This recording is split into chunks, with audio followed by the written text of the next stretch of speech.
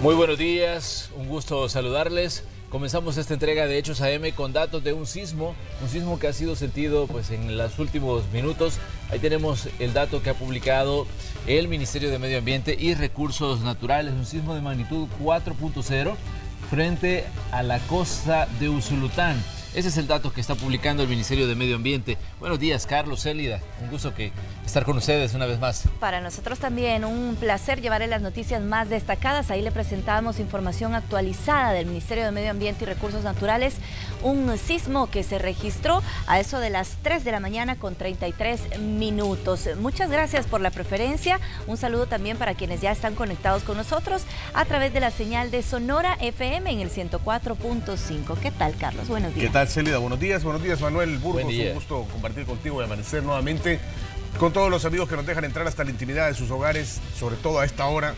Entrar a un hogar debe ser muy íntimo, entrar a las 5:30 de la mañana, nosotros lo hacemos. Buenos días, El Salvador, hora de levantarse, día de previa en deportes también, porque se viene un fin de semana con mucho fútbol, regresan las ligas europeas, el Barcelona con el Sevilla van a pelear por el liderato en España, y además ayer también el Águila le propició su segunda derrota a Santa Tecla en el torneo. Ya vamos a tener todo eso más adelante. En cuanto al clima, pues bueno, Célida, Manuel, los pronósticos se han ido cumpliendo en cuanto a que íbamos a llegar al final de la semana con cielos nublados, con mucha lluvia, y esperemos que este día las condiciones comiencen a mejorar. Increíblemente este viernes podríamos tener ya un panorama diferente, esperemos que así sea. Carlos, aunque anoche estaba diciendo algunos pronósticos del Ministerio de Medio Ambiente que se estaba acercando otra onda tropical a la región centroamericana y que podría dejar lluvia el fin de semana. Tú tendrás ahí el dato seguramente. Esperemos que eso comience a pasar a partir de sábado, ¿verdad? Pero hoy viernes probablemente tengamos condiciones distintas, un respiro, sí.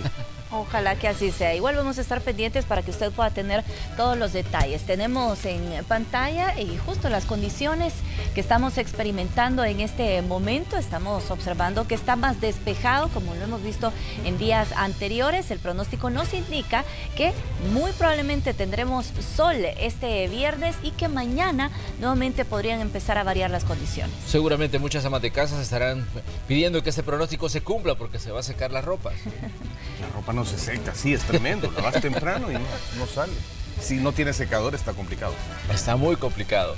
Bueno, vamos con otras noticias que son titulares en este día viernes, en este cierre de semana. Le hemos estado dando seguimiento a los pasos de la caravana de migrantes hondureños en su viaje hacia los Estados Unidos, los riesgos que han tomado y las condiciones en las que se dirigen a Norteamérica. Se las vamos a informar en esta emisión. Además, hoy se dice que por lo menos 5.000 hondureños más estarían por salir con ese mismo destino, a seguir esa misma ruta hacia la frontera entre México y los Estados Unidos. Y en nuestro país la violencia volvió a mexicanos. El dueño de un car wash fue asesinado. Ya le contamos los detalles de este crimen. Autoridades de Protección Civil hicieron un balance de las emergencias atendidas por las lluvias de esta semana, y en realidad las lluvias que han estado activas desde el pasado fin de semana, ya son 15 días. Se han dado datos de evacuados, el clima no mejorará en las próximas horas, son las proyecciones, nosotros esperamos que sea diferente. Y también le contamos que el fiscal general de la República reaccionó a la superación del veto presidencial para reformar la ley orgánica de la Fiscalía General de la República. El proceso continúa para poder regresar al Grupo Internacional contra la Corrupción conocido como Egmont. Hay información que ha ocurrido durante las últimas horas y que usted debe conocer. Luego de superar el veto presidencial para reformar la ley orgánica de la Fiscalía General de la República, el jefe del Ministerio Público explicó el procedimiento a seguir. A continuación le presentamos los detalles. Hay que dar un reconocimiento de verdad a los diputados y a las diputadas que votaron para superar ese veto. Así reaccionó el fiscal general de la República, luego que los diputados de la Asamblea Legislativa superaran el veto presidencial para la reforma del artículo 70 de la Ley Orgánica de la Fiscalía y dar autonomía a la Unidad de Investigación Financiera. Sostiene que es una decisión atinada y que al quedar en firme la reforma, notificará al Grupo Egmont para que sea revocada la suspensión. Eso nos va a permitir que en las próximas audiencias el tema del Salvador, de la suspensión, puede ser abordada. Hay una audiencia en enero, hay una próxima audiencia en junio, pero claramente esto es un paso positivo para ir en ese camino. El presidente de la República, Salvador Sánchez Serén, tiene 3 días hábiles para hacer una revaloración jurídica en cuanto a su posicionamiento o acudir a la Corte Suprema de Justicia según el artículo 138 de la Constitución de la República. Si la Corte en pleno decide que el proyecto es constitucional, el mandatario salvadoreño estará en la obligación de sancionarlo y publicarlo como ley. Será ya en manos de los magistrados de la Corte actual, como está conformada, que van a tener que tomar la decisión, si es conocido o tiene que ser conocido por la nueva Sala de lo Constitucional que sea conformada. Pero esa es una decisión y una resolución que tiene que dar los magistrados actuales de la Corte Suprema de Justicia. La Unidad de Investigación Financiera de la Fiscalía General de la República desde hace una semana no tiene acceso a información compartida por 159 países que integran el organismo, dejando sin respuesta 64 solicitudes de información financiera sobre casos emblemáticos, como el destape a la corrupción y saqueo público, donde están involucrados 2 exmandatarios salvadoreños. Vamos a acudir a algunos países a solicitarles prácticamente de favor, países amigos que tenemos, que nos puedan proporcionar alguna información fuera del sistema. Pero esto es si esos países quisieran hacernos el favor de darnos información. Es un tema totalmente aparte. El Grupo Egmont da como plazo hasta el mes de julio del 2019 para reformar la ley. Está en las manos de los magistrados de la Corte Suprema de Justicia dirimir el tema o esperar la conformación de la Sala de lo Constitucional. Caso contrario, El Salvador podría ser expulsado de este organismo y ser declarado como un paraíso fiscal. Con imágenes e informe de Enrique López, Noticiero Hechos. Pero ¿qué dice sobre todo esto el presidente de la Asamblea Legislativa, el doctor Norman Quijano? Destaca la votación en el Congreso para superar el veto del presidente de la República para darle autonomía a la Unidad de Investigación Financiera de la Fiscalía General de la República. También destaca el fraccionamiento de Gana debido a que 6 diputados de ese partido votaron para superar la decisión del presidente Salvador Sánchez Serén. Es un buen mensaje que hemos enviado ahora. El presidente puede recapacitar. El presidente puede recapacitar y decir lo voy a sancionar. Y tiene 3 días para hacerlo. Después de eso vienen, parece que 10 días, pero no podemos superar la voluntad del presidente. Por eso es de que yo he dicho que el único que se favorece con la ausencia de una Sala de lo Constitucional, pues es el gobierno central, porque hay ministra y legisla. Miren, de todo el tema de los DUI, recordarán, de todo el tema del arroz y también por inconstitucionalidad. Y por su parte, el ex magistrado de la Corte Suprema de Justicia, José Domingo Méndez, el doctor José Domingo Méndez, calificó de negativa e inoportuna la decisión del presidente de la República al vetar la reforma a la ley orgánica de la Fiscalía General de la República. Los diputados de la Asamblea han superado el veto presidencial, pero el problema, según el ex magistrado y ex presidente de la Corte Suprema de Justicia, es que exclusivamente la Sala de lo Constitucional debe dirimir el tema que actualmente no existe por el atraso de la elección, como todos ya sabemos, de los magistrados, que ya lleva más de 3 meses. El problema es que tiene que irse eso a la Sala de lo Constitucional, que no existe, lo cual es totalmente, yo lo acabo de decir, criticable que los partidos políticos no hayan desterrado lo que es el cuoteo en el manejo de la Asamblea Legislativa. Hay una especie de mal o ningún funcionamiento de las instituciones del Estado, lo cual viene a convertirse en una situación verdaderamente caótica. También le contamos que la Asamblea Legislativa ya oficializó el inicio del proceso de elección del nuevo fiscal general de la República. El periodo para que los interesados presenten sus documentos culmina el próximo 5 de noviembre. El actual titular del Ministerio Público no descarta su reelección, pero antes debe evaluar varios puntos como su seguridad y la de su familia, pues confirmó que durante su periodo ha trabajado de manera solitaria para el combate a la corrupción, dándole identidad a la Fiscalía General de la República. Asegura que no valdría la pena los riesgos que ha pasado y que el trabajo en su gestión no tenga seguimiento.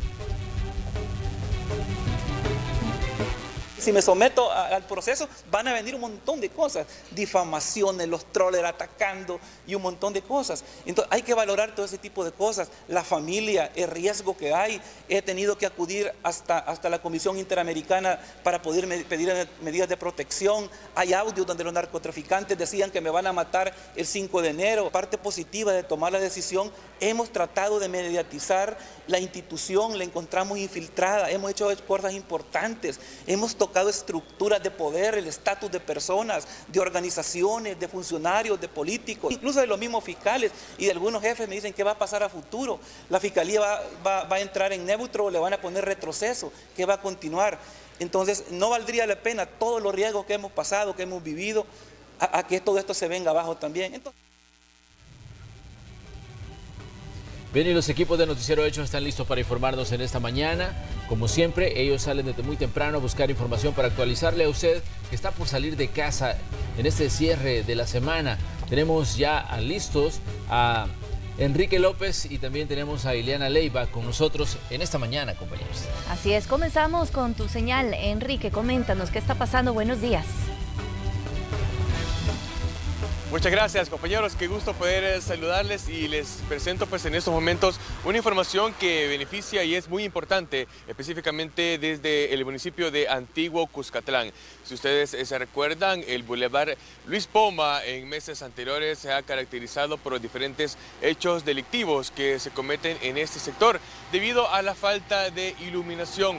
Era muy recurrente que los criminales asesinaran a sus víctimas en nuestro sector y vendían a dejar los cuerpos pues en esta parte del Boulevard Luis Poma, desde el redondel Holcim hasta el redondel de La Cima. Pero ya hay excelentes noticias para todas las personas que circulan por este sector, incluso también para los deportistas que desde muy temprano utilizan esta vía para poder correr, para poder hacer sus ejercicios. Y es que ya la alcaldía municipal ha instalado luces LED en un primer tramo que abarca desde el redondel Holcim hasta el redondel Libertad de Expresión. Esto es como parte de este plan de la primera ciudad, el primer municipio inteligente de El Salvador, en la que la comuna de Antiguo Cuscatlán ha invertido cerca de $6 millones, tanto en la instalación de más de 300 cámaras de videovigilancia y también la instalación de luces LED en el sector. O también una parte muy importante es la constante vigilancia del cuerpo de agentes municipales quienes recorren este sector y también ha sido posible obtener sus declaraciones sobre esta ayuda que ellos van a recibir para poder cumplir de una mejor manera con sus obligaciones. Escuchemos a continuación. Tenemos una semana de que está iluminada lo que es hasta redondel Libre Expresión, ya que por los casos que se han estado dando en el lugar de que han venido a botar cadáveres que en otros lugares los asesinan, pues, y a lo que es a la alcaldía, pues le meten eso, pues que no tiene la seguridad como debe de ser, pero en verdad sabemos que no es así, por lo tanto se han ubicado tantas cámaras para tener más control de lo que se da en el lugar, ya que la seguridad ahorita ya está más con todo lo que es en el municipio.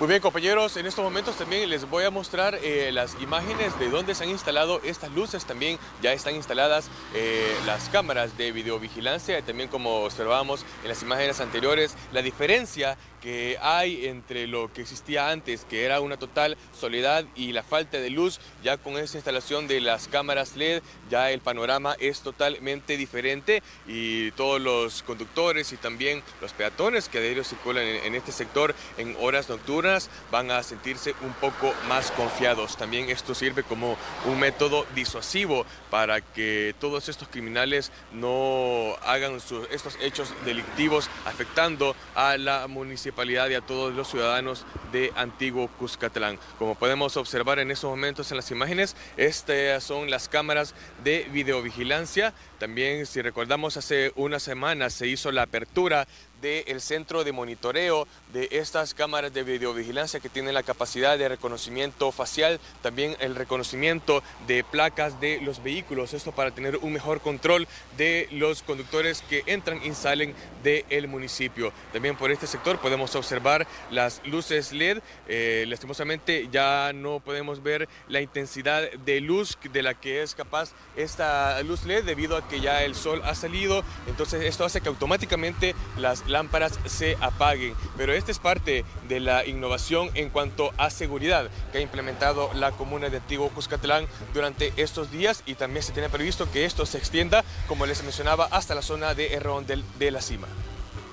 Definitivamente, Enrique, esta es una muy buena noticia para los conductores, para las personas que, como tú dices, utilizan estos espacios para hacer ejercicios, y para toda la ciudadanía en general. Se debería tomar esta misma acción en otros puntos, como la carretera al aeropuerto internacional, donde falta iluminación, también en otras vías principales donde falta iluminación, y esto hace, digamos, que se vuelvan zonas peligrosas. Así es que, bueno, ahí hay que darle, como dicen, un aplauso a la gente de esta comuna que ha decidido, pues, tomar acción y iluminar las carreteras. ¿Es trabajo de la comuna o es trabajo de obras públicas? En una parte y en una parte. Si son las vías principales, que son carreteras, digamos, si son carreteras primarias, le tocaría entonces en este caso a la gente de obras públicas. ¿Y esta te parece que es una carretera primaria? Si están dentro del municipio, ¿sí? le toca en este caso. Ocurre que es bien difícil que se pongan de acuerdo, y en lo que llegan a un acuerdo las autoridades municipales con las autoridades correspondientes, pues ahí es donde se retrasa muchas veces todo este proceso. ¿Tú recordás con la Monseñor Romero lo que pasó también? Sí. ¿Verdad? Que estuvimos haciendo constantemente. Con el paso multinivel Naciones Unidas, que estuvo apagado.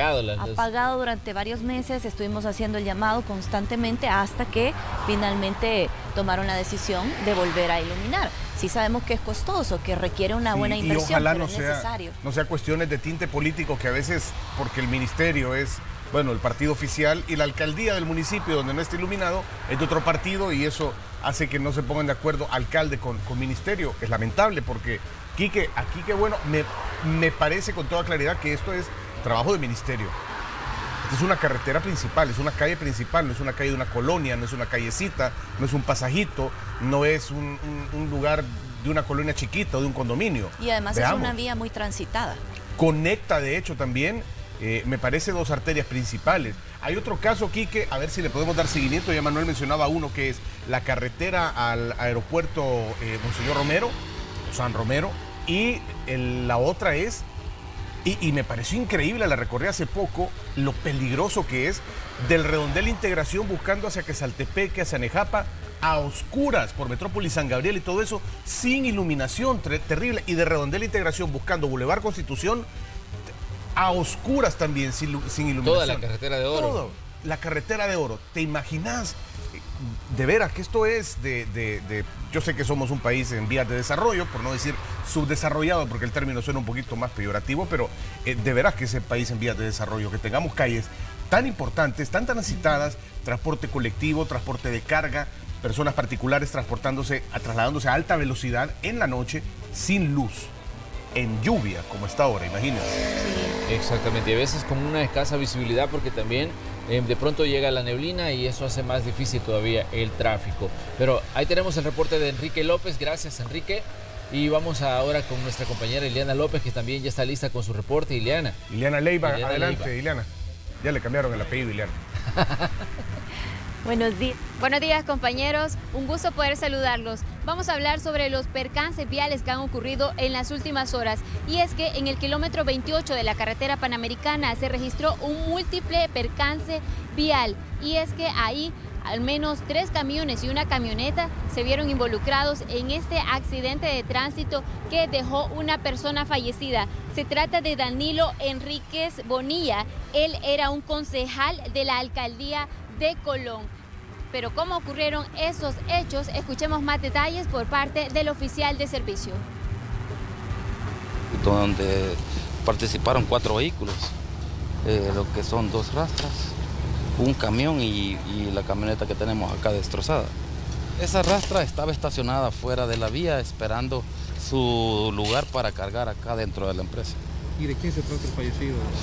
La persona fallecida pues es un concejal de la alcaldía de Lourdes Colón. ¿A qué hora fue el llamado a ustedes? Se fue como a las 12 de la noche, a las 00 de la noche. ¿Cuántos accidentes más?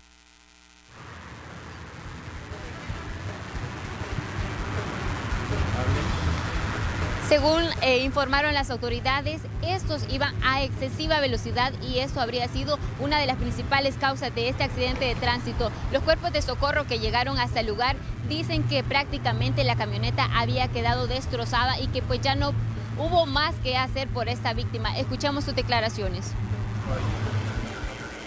Lamentablemente de este suceso de golpes e impacto tan fuerte, pues ha quedado la camioneta totalmente retorcida, los fierros están totalmente en una forma de que ha dejado atrapado el cuerpo de una manera impresionante. La camioneta totalmente destrozada. Bueno, compañeros, esto es parte de lo que ha ocurrido en las últimas horas y es que hay que tener prudencia a la hora de conducir. Ya sabemos que las calles están bastante lisas y hay que tener prudencia y evitar que estos percances sigan dejando víctimas fatales. Para terminar, quiero mostrarles este panorama que después que ya ha cesado la lluvia, pues podemos ver que ya comienza a salir el sol, cosa que no habíamos podido tener la oportunidad de estar viendo en los últimos días. Bien, Ileana, de veras que las proyecciones, me decía Manuel, el tema que se espera más lluvia, pero al menos este viernes parece que las condiciones podrían mejorar un poquito. No está así tan despejado el cielo, que eso sería preocupante, porque cuando amanece completamente despejado, quiere decir que vamos a tener a veces lluvia. Ahora amanece así como que quiere y no quiere salir el sol, ¿verdad? Y se comienzan a ver unos claros, Ileana, donde vemos que no hay nubosidad. Me parece que lo que tenés al fondo es el volcán. Sí, es San Vicente este. Ileana, ¿dónde estás orientando la imagen? Estamos sobre la carretera panamericana. Bien, bueno, entonces alcanzamos a ver el panorama entonces al fondo y vean ustedes que ya luce diferente, no ha amanecido al menos nublado y lloviendo. Sí, una bonita panorámica para iniciar este día viernes, ya finalizando la semana, y mejor todavía, Carlos, con ese pronóstico que tú ya nos compartías de que muy probablemente las próximas horas veremos el sol, por lo menos este día. Vamos a ver si mañana... parte de este día. Claro, porque el pronóstico también nos está indicando que ya mañana nuevamente podríamos tener lluvias. Es que es inevitable el ingreso de esta onda tropical y además... ya también compartí el mar, para quienes no lo siguen, los invito a que lo sigan en Twitter, al Ministerio de Medio Ambiente y Recursos Naturales, el paso de unas aves migratorias en un observatorio, que esto indica hace 4 días, y que el paso de estas aves es inequívoco, de que estamos ya en la etapa de transición en lluviosa estación seca. Así que eso es parte de ello, ¿no? Que ya comencemos a tener las últimas lluvias más fuertes, pero vamos a ver el sol dentro de poco. Exactamente, bueno, ahí tenemos el panorama con el que amanecemos en este viernes, un viernes que ya se plantea diferente, seguramente con el tráfico siempre nos da un poquito de problemas, pero qué bonita la panorámica que nos mostraba los equipos de Noticiero Hechos esta mañana. Así es, agradecemos a Ileana Leiva que nos compartía reporte de tráfico vehicular y nos estamos enlazando con Gerardo Borja, que se ha desplazado hasta otro punto de la capital también para verificar cómo está el tráfico. Coméntanos, Gerardo, buenos días.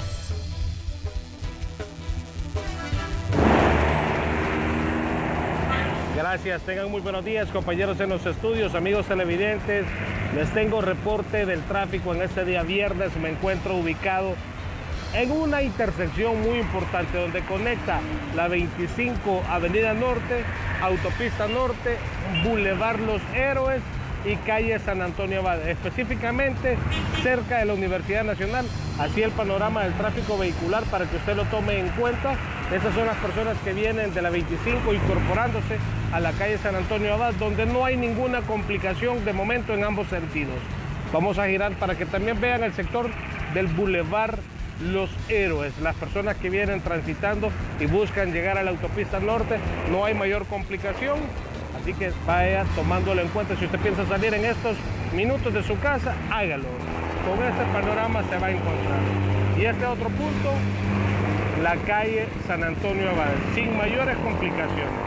Los vehículos que ustedes ven ya circulando son los que vienen de la autopista norte en dirección hacia el Boulevard Los Héroes Así en Informe del Tráfico, compañeros en los estudios, amigos televidentes, con estas imágenes y lamentablemente imágenes que demuestran que también algunos conductores siguen infringiendo la ley, haciendo virajes no permitidos. Así les regreso la señal al set principal. Bueno, muchas gracias a Gerardo Borja que nos compartía el reporte de tráfico. Ahí reiteramos el llamado para las autoridades. Siempre hay personas que infringen la ley, sobrepasan las normas de tránsito y esto al final lo que genera son accidentes de tránsito que después tenemos que estarle informando. Hacemos el llamado para que lo tomen en consideración específicamente en este punto donde no son todavía las 6 de la mañana y vemos la cantidad de vehículos que están circulando, el tráfico que se genera a esta hora. Vamos a enlazarnos con otro de nuestros equipos que también nos tiene información. Sala de redacción, ahí está Ernesto Cornejo, nos va a comentar sobre el tema del día que tenemos para este viernes. Adelante, Ernesto. Saludos a usted que se está informando a esta hora a través de Noticiero Hechos. Llegamos al tan esperado viernes y a esta hora le tengo un avance de nuestro tema para este día. Y es que a pesar de la inseguridad y la crisis financiera que ha atravesado el país en los últimos años, el Ministerio de Turismo le ha apostado a proyectos de inversión y fortalecimiento para que El Salvador sea conocido a nivel internacional por su riqueza turística. Es por eso que hizo una alianza muy importante con el Grupo Excelencia, que tiene como objetivo promover el país a nivel iberoamericano. Esta es la información que les tengo hasta esta hora. Regreso la señal hasta los estudios. Bueno, ahí tenemos parte de lo que va a ser nuestro tema del día, que le vamos a detallar en el transcurso de esta emisión, así que le invitamos a usted a que siga con nosotros. También vamos a tener más reportes del tráfico y claro, con Carlos Artiga vamos a tener las predicciones del clima, Carlos, porque todos estamos a la expectativa si llueve o no llueve el fin de semana. Sí, que bien probable que llueva, pero hoy tal vez tengamos un cambio. Al menos una parte del día, le decía Célida, tal vez veamos el sol en la mañana y no sea tan complicado. Es que estos días ha estado lloviendo incluso todo el día. Desde la mañana, ¿no? Han sido días de temporal. De mucha humedad y hay que acatar las recomendaciones que da Protección Civil, las que dan los organismos de socorro, porque lastimosamente buena parte del territorio salvadoreño sigue siendo muy vulnerable a las inundaciones. Observamos cómo algunos ríos pues ha subido mucho el cauce, también muchas zonas donde hay son puntos que están propensos a deslizamientos de zonas tierra. de alto riesgo. Sí. Otras zonas que definitivamente las viviendas están ubicadas en zonas donde hay mucho peligro. Es por eso que la lluvia, si bien favorece un clima fresco, también pone en riesgo a muchas familias y es ahí donde es el problema. Por eso le damos seguimiento. Queremos agradecer a quienes nos acompañaron en esta primera media hora de información a través de Sonora FM. Regresamos en minutos.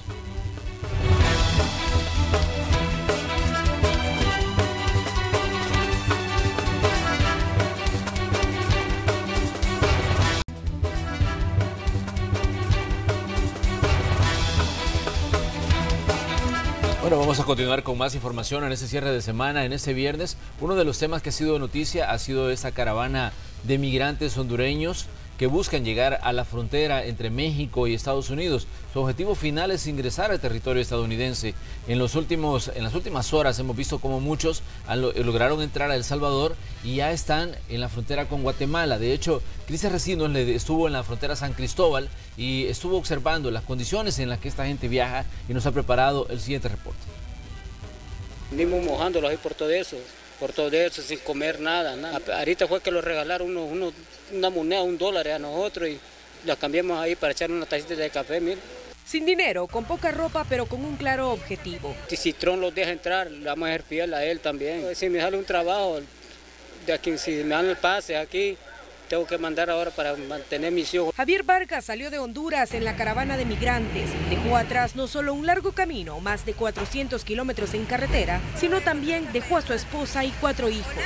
7 años, otro tiene 12. Es parte de un grupo de 12 hondureños, 8 hombres, 3 mujeres y una niña de 2 años, que llegaron la noche del jueves a la frontera San Cristóbal que limita entre El Salvador y Guatemala.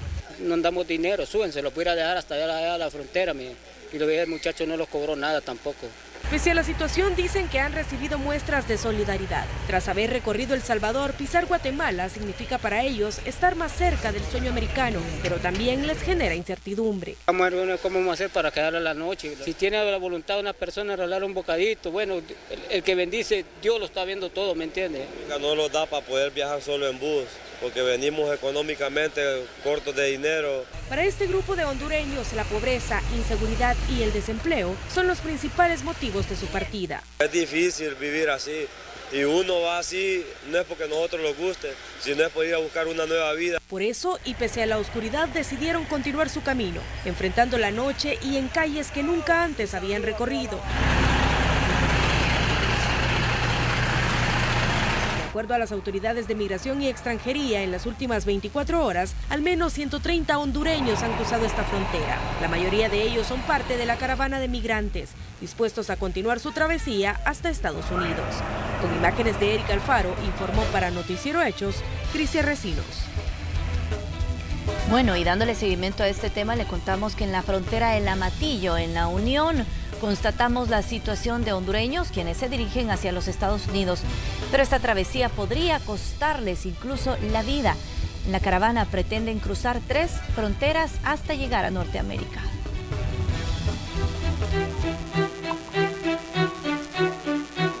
Sin abrigo ni comida, han pasado decenas de hondureños desde hace varios días. Tras dejarlo todo e iniciar una travesía por tierras centroamericanas, están determinados a cruzar el Triángulo Norte. No traigo nada de comida y necesitamos alimentos para que nosotros podamos pasar, pues. La meta de todos nosotros, el objetivo es llegar a Estados Unidos. Recorrieron en caravana Honduras hasta llegar a la frontera El Amatillo, donde solo 200 lograron cruzar el puente La Amistad. El resto quedó varado. Fue a ellos a quienes acompañamos en una noche que parecía interminable. ¿Está dispuesta hasta llegar a Estados Unidos? Primeramente Dios es la idea. Sí. El Salvador les brindó una mano, pero atendió la crisis migratoria como si se tratara de una excursión masiva. Exigían cédulas de identidad, pasaportes y permisos notariados para que los vecinos pudieran avanzar por la vía legal, pero no todos los tenían y hubo quienes, en solidaridad, se quedaron con ellos. Sí. ¿Por qué no han cruzado? ¿Van a esperar a todas estas personas? Sí, porque nos están pidiendo el pasaporte y yo no tengo pasaporte para ellos. Sí, yo ando los papeles, pero yo no me voy por la gente que anda con los niños, que andamos todos en grupo y no nos podemos ir adelante. Jesús le dijo que quitaran la piedra del sepulcro donde... La noche transcurría entre cánticos y oraciones bajo la mirada fija de las fuerzas especiales de las policías de Honduras y El Salvador. Vamos a llegar y cumplir nuestro sueño y vamos a llegar hasta donde nosotros queremos llegar. De pronto, los primeros rayos del sol pusieron al descubierto los rostros de este drama humano. Un nuevo día comenzó y las ganas de seguir se renovaron. Estaban determinados a seguir su ruta, incluso exponiendo su vida al intentar cruzar el río Huascorán. Hijo, pues, dale, papi. Dale. Vaya, mire. No, pues sí, estoy consciente del riesgo que puede ocasionar mi viaje para allá, pues. ¿Está dispuesto a asumirlo? Estoy dispuesto a asumirlo. La fuerza del río Huascorán, que divide Honduras y El Salvador, no impidió que las personas desarrollaran su sueño. Lo cierto es que la misma fuerza de este cauce obligó a algunos otros a regresar hasta Honduras, pero esto no quiere decir que van a desistir de buscar el sueño americano. Desde Honduras, con imágenes de Ricardo Tobar, Inmar Batres, Noticiero Hechos. Bueno, imágenes verdaderamente dramáticas, ¿no? De las personas tratando de cruzar como sea la frontera. Por un momento nos revivieron esas imágenes que sufren los salvadoreños en el río Bravo cuando intentan cruzar y que tienen 1000 dificultades, realmente una situación dramática para todas estas personas que buscan mejores condiciones de vida. Tras cada persona que va en esa caravana hay una historia, una familia que se queda atrás. Hay necesidades. Ya escuchábamos cuando Crisia nos relataba el caso de esa persona que decía, dejo a mis 4 hijos y tengo que ir a ganar dinero para darles de comer. Entonces, una realidad triste para la región centroamericana.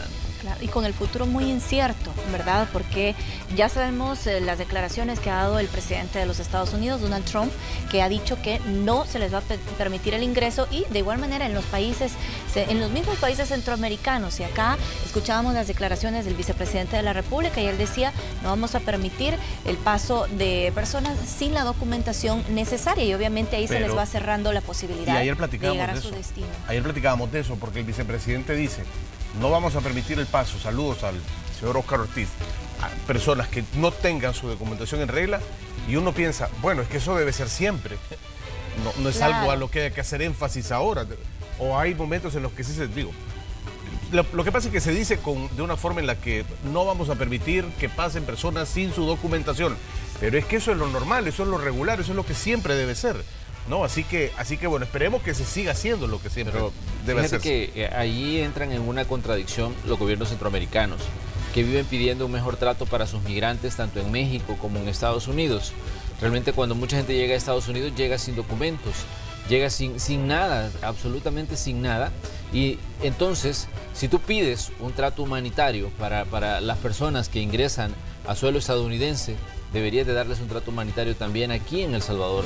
En Guatemala lo han hecho, mucha gente les ayudó a estos migrantes e incluso el gobierno puso a disposición hasta unidades de transporte para moverlos por las condiciones en las que van viajando con niños en muchas situaciones que los niños ni entienden por qué sus padres los llevan en esa aventura que es de miles de kilómetros bajo la lluvia, aguantando hambre, aguantando las inclemencias del tiempo. Entonces, creo yo que hay que ser coherentes con los discursos en el sentido de que si tú pides un trato humanitario para tus migrantes en territorio mexicano y en territorio estadounidense, pues igual haz lo mismo con la gente que entra a tu territorio, independientemente de las situaciones. Entonces, porque igual pides comprensión para salvadoreños que entraron a cualquier país del mundo indocumentados. ¿Y qué pasa cuando otra gente de la misma región entra aquí y se le trata de la forma en que hemos visto de lo que ocurrió con esta gente cruzándose un río, arriesgándose que se ahogaran ahí en esa travesía del río que estaba muy crecido? Aunque esto no es decisión de las autoridades del Estado, ¿no? El trato que al menos hemos visto se le ha dado a los hondureños aquí ha sido el digno, un trato como lo que exigimos nosotros. A ver, pero ayer presentábamos estas imágenes, como tú decías, la gente cruzando, exponiendo su vida, incluso niños, y frente a la mirada de las mismas autoridades. Entonces ahí es donde uno se pregunta, bueno, ¿dónde están las instituciones, dónde están las autoridades, los que velan incluso por los derechos de la niñez, de los migrantes en general? Si sabían que estaban desde una noche antes en este lugar intentando cruzar la frontera y no hubo ningún tipo de ayuda para ellos, ningún tipo de asistencia. Yo te decía, no necesariamente que le digas, mire, cruce todo lo que usted quiera sin documentos, pero por lo menos decirles, les vamos a ofrecer, aunque sea una cancha, un lugar donde puedan estar, y les vamos a dar aunque sea un café y un pan dulce, o un café y un pan con frijoles, ¿verdad? Para mientras pasa el tiempo y resolvemos el problema que ustedes tienen. Sí, ahora sucede algo, que cuando esto pasa a miles de kilómetros de tu país, como es a los salvadoreños en Estados Unidos, sí como que es un poquito complicado regresarlos en el momento a El Salvador, ¿verdad? Pero cuando esto pasa entre El Salvador y Honduras, pues uno no entiende por qué no simplemente la actuación es, ok, un momento, pero la vuelta y está Honduras de regreso y ya tenés a la persona de regreso en su país, sin necesidad de retenerla en El Salvador. Carlos, que muchas salieron desde la región de San Pedro Sula, que no está en la frontera. Entonces hay una situación real, que si pides trato humanitario para tus migrantes cuando están en territorio mexicano, cuando están en territorio estadounidense, pues sé coherente y hay que darle algún tipo de asistencia a esta gente que al final pues no van de paseo, sino que van también en una aventura que no saben que si les va a costar hasta la vida. Entonces es una situación real y triste realmente, que golpea a la región centroamericana, y muchos salvadoreños, mientras nosotros estamos aquí conversando, seguramente una cantidad importante va cruzando Guatemala o va cruzando México queriendo llegar a Estados Unidos. Como hemos conocido en estos últimos días, gente que ha sido asaltada en México y que van con niños y que son salvadoreños. Sí, una situación muy complicada de la que no escapamos como salvadoreños. Pero queremos comentarle parte de lo que ha ocurrido en las últimas horas. Las autoridades de la Policía Nacional Civil reforzaron la seguridad en la frontera del Amatillo, donde se cubrieron los puentes de amistad. A ver, el puente Huascorán de forma preventiva debido a la caravana de los hondureños que han emprendido este viaje hasta los Estados Unidos. Además, también se nos informó que se está monitoreando los puntos ciegos. En total, se desplegaron 40 agentes de la UMO y 20 de la División de Control Migratorio. De los ciudadanos hondureños. Tenemos una función de patrullaje en todos los puntos, y si encontramos personas que estén intentando transitar esos lugares, lo que hacemos es lo que nos corresponde, es localizarlas y llevarlas a migración para que revisen cómo está su situación legal, ¿verdad? Prevenir, ¿verdad?, que estas personas tomen una decisión de ese tipo, ¿verdad? de atravesar un punto no autorizado, de atravesar el río, porque ponen en grave riesgo su integridad personal. Una cobertura completa sobre esta situación de los migrantes hondureños que siguen saliendo de su país con el sueño de llegar a Estados Unidos. De hecho, esta mañana algunas cadenas estadounidenses y cadenas centroamericanas de noticias hablan de que por lo menos un grupo de 5.000 hondureños más se estaría preparando para salir del territorio de su país, de esta parte de Centroamérica, con la misma decisión que el resto que ya vimos, de llegar a la frontera entre México y Estados Unidos y tener la oportunidad, según ellos, de cruzar a territorio estadounidense en búsqueda de trabajo, aunque sabemos que en Estados Unidos no les están esperando con los brazos abiertos. Incluso el presidente Trump ha amenazado con cerrar la frontera sur, la frontera con México. Él ha dicho que si es necesario movilizar a la Guardia Nacional, pues que lo va a hacer. Recordemos que en Estados Unidos hay una situación delicada a nivel interno también, porque se preparan para elecciones de medio término y para el presidente Trump, el caballo de la inmigración sigue siendo un caballo ganador y lo está utilizando durante la campaña también en Estados Unidos. Una situación que se complica aún más cuando vemos a esta cantidad de gente moviéndose por la región intentando llegar a territorio estadounidense. Vamos a darle seguimiento. Hasta ahora hemos tenido una cobertura completa de todos los ángulos y de todos los ámbitos de esta situación. Habrá que ver qué es lo que ocurre con esta nueva movilización que se espera que ocurra en las últimas horas o en las próximas horas desde Honduras, siempre con el objetivo de llegar a Estados Unidos. Así es. Bueno, vamos a regresar a lo que está ocurriendo en nuestro país y es por eso que estamos enlazados nuevamente con Ileana Leiva. Adelante. Buen día, compañeros. Me he trasladado hasta el Redondel Maferrer para mostrarles cómo se encuentra el tráfico vehicular en esta zona. Como ven, está bastante despejado para quienes vienen del final del Paseo General Escalón o de la Residencial El Carmen. Está bastante fluido. Podemos ver que hay muchas personas que están allí en la parada de autobús. Aquí pasa la ruta 52 y pues están esperando ya dirigirse a sus trabajos. El tráfico está bastante fluido también para quienes van a incorporarse hacia el inicio del Paseo General Escalón. Y también ellos van buscando la zona de Salvador del Mundo, la Alameda Roosevelt o dirigirse al centro de San Salvador. El panorama está bastante despejado, así que pueden utilizarlo como una ruta alterna si usted va a salir en estos momentos de su casa, amigo televidente. Aquí. Bien, ahí tenemos la señal de Ileana Leiva y nos muestra el panorama del tráfico. Hasta ahora nada fuera de lo normal. Estamos en un viernes en el que ya decíamos que el pronóstico del tiempo nos indica que nos puede dar el clima un respiro considerando de que hemos tenido lluvia durante casi toda la semana y mucha gente está padeciendo resfriados, enfrentando diferentes tipos de virus que también afloran con el clima húmedo. Entonces, para todos nosotros pues es una esperanza de que por lo menos salga el sol un rato durante todo este día, aunque los pronósticos indican que las cosas podrían cambiar para el fin de semana. Así es, y bueno, ya para el final de la tarde también, pero los detalles nos los tiene Carlos Artigas. Bueno, es viernes y como todos los viernes nos da mucho gusto saludar a nuestros compañeros en Sonora FM 104.5 porque les encanta darnos un chile de lo que desayunan siempre y de cómo están pasándosela muy bien ahí en la radio, Célida. Qué rico. Carla, Armando, buenos días. Buenos días, Célida, buenos días, Carlos, y buenos días a todos los televidentes de Canal 12. Manuel también, que no lo veo por ahí, pero seguro está ahí. Bienvenidos a este programa Buenos Días. Saben, vamos a conversar con ustedes un poquito sobre el tráfico vehicular. Armando, ¿cómo estás? Buenos días. Muy buenos días, Carla, qué gusto poderte saludar y muy buenos días a toda la audiencia de Hechos AM, que desde ya estamos haciendo este enlace, gracias, que vamos a estar compartiendo con todos ustedes. Saben, hay un bus de la Ruta 29 que se ha quedado en el Boulevard del Ejército, así que paciencia. También nos están informando nuestra audiencia de Sonora que está muy complicado al salir de Soyapango por la calle Antigua Tonacatepeque. También paciencia si usted pasa por ahí. Y hay un accidente a la altura de la avenida Magisterial, esto en la intersección en la calle Sacamil. Tómenlo en cuenta, sí son algunos de los reportes que nos está mandando la gente y estos llegan gracias a nuestros buenos amigos de la Bodega Italiana. Que por cierto, la Bodega Italiana tiene para ustedes muchas opciones de desayunos y que son deliciosas de lunes a viernes al 2x1 y los fines de semana, o sea, mañana. Si usted quiere ir a desayunar con su familia, vaya y disfrute las promociones de los desayunos al 3 2x2 en la sucursal Avante. Por supuesto, y gracias a la bodega italiana también vamos a darle paso al periodista Enrique López hasta el Boulevard Venezuela para que nos cuente las condiciones del tráfico a esta hora de la mañana. Quique, buenos días, bienvenido.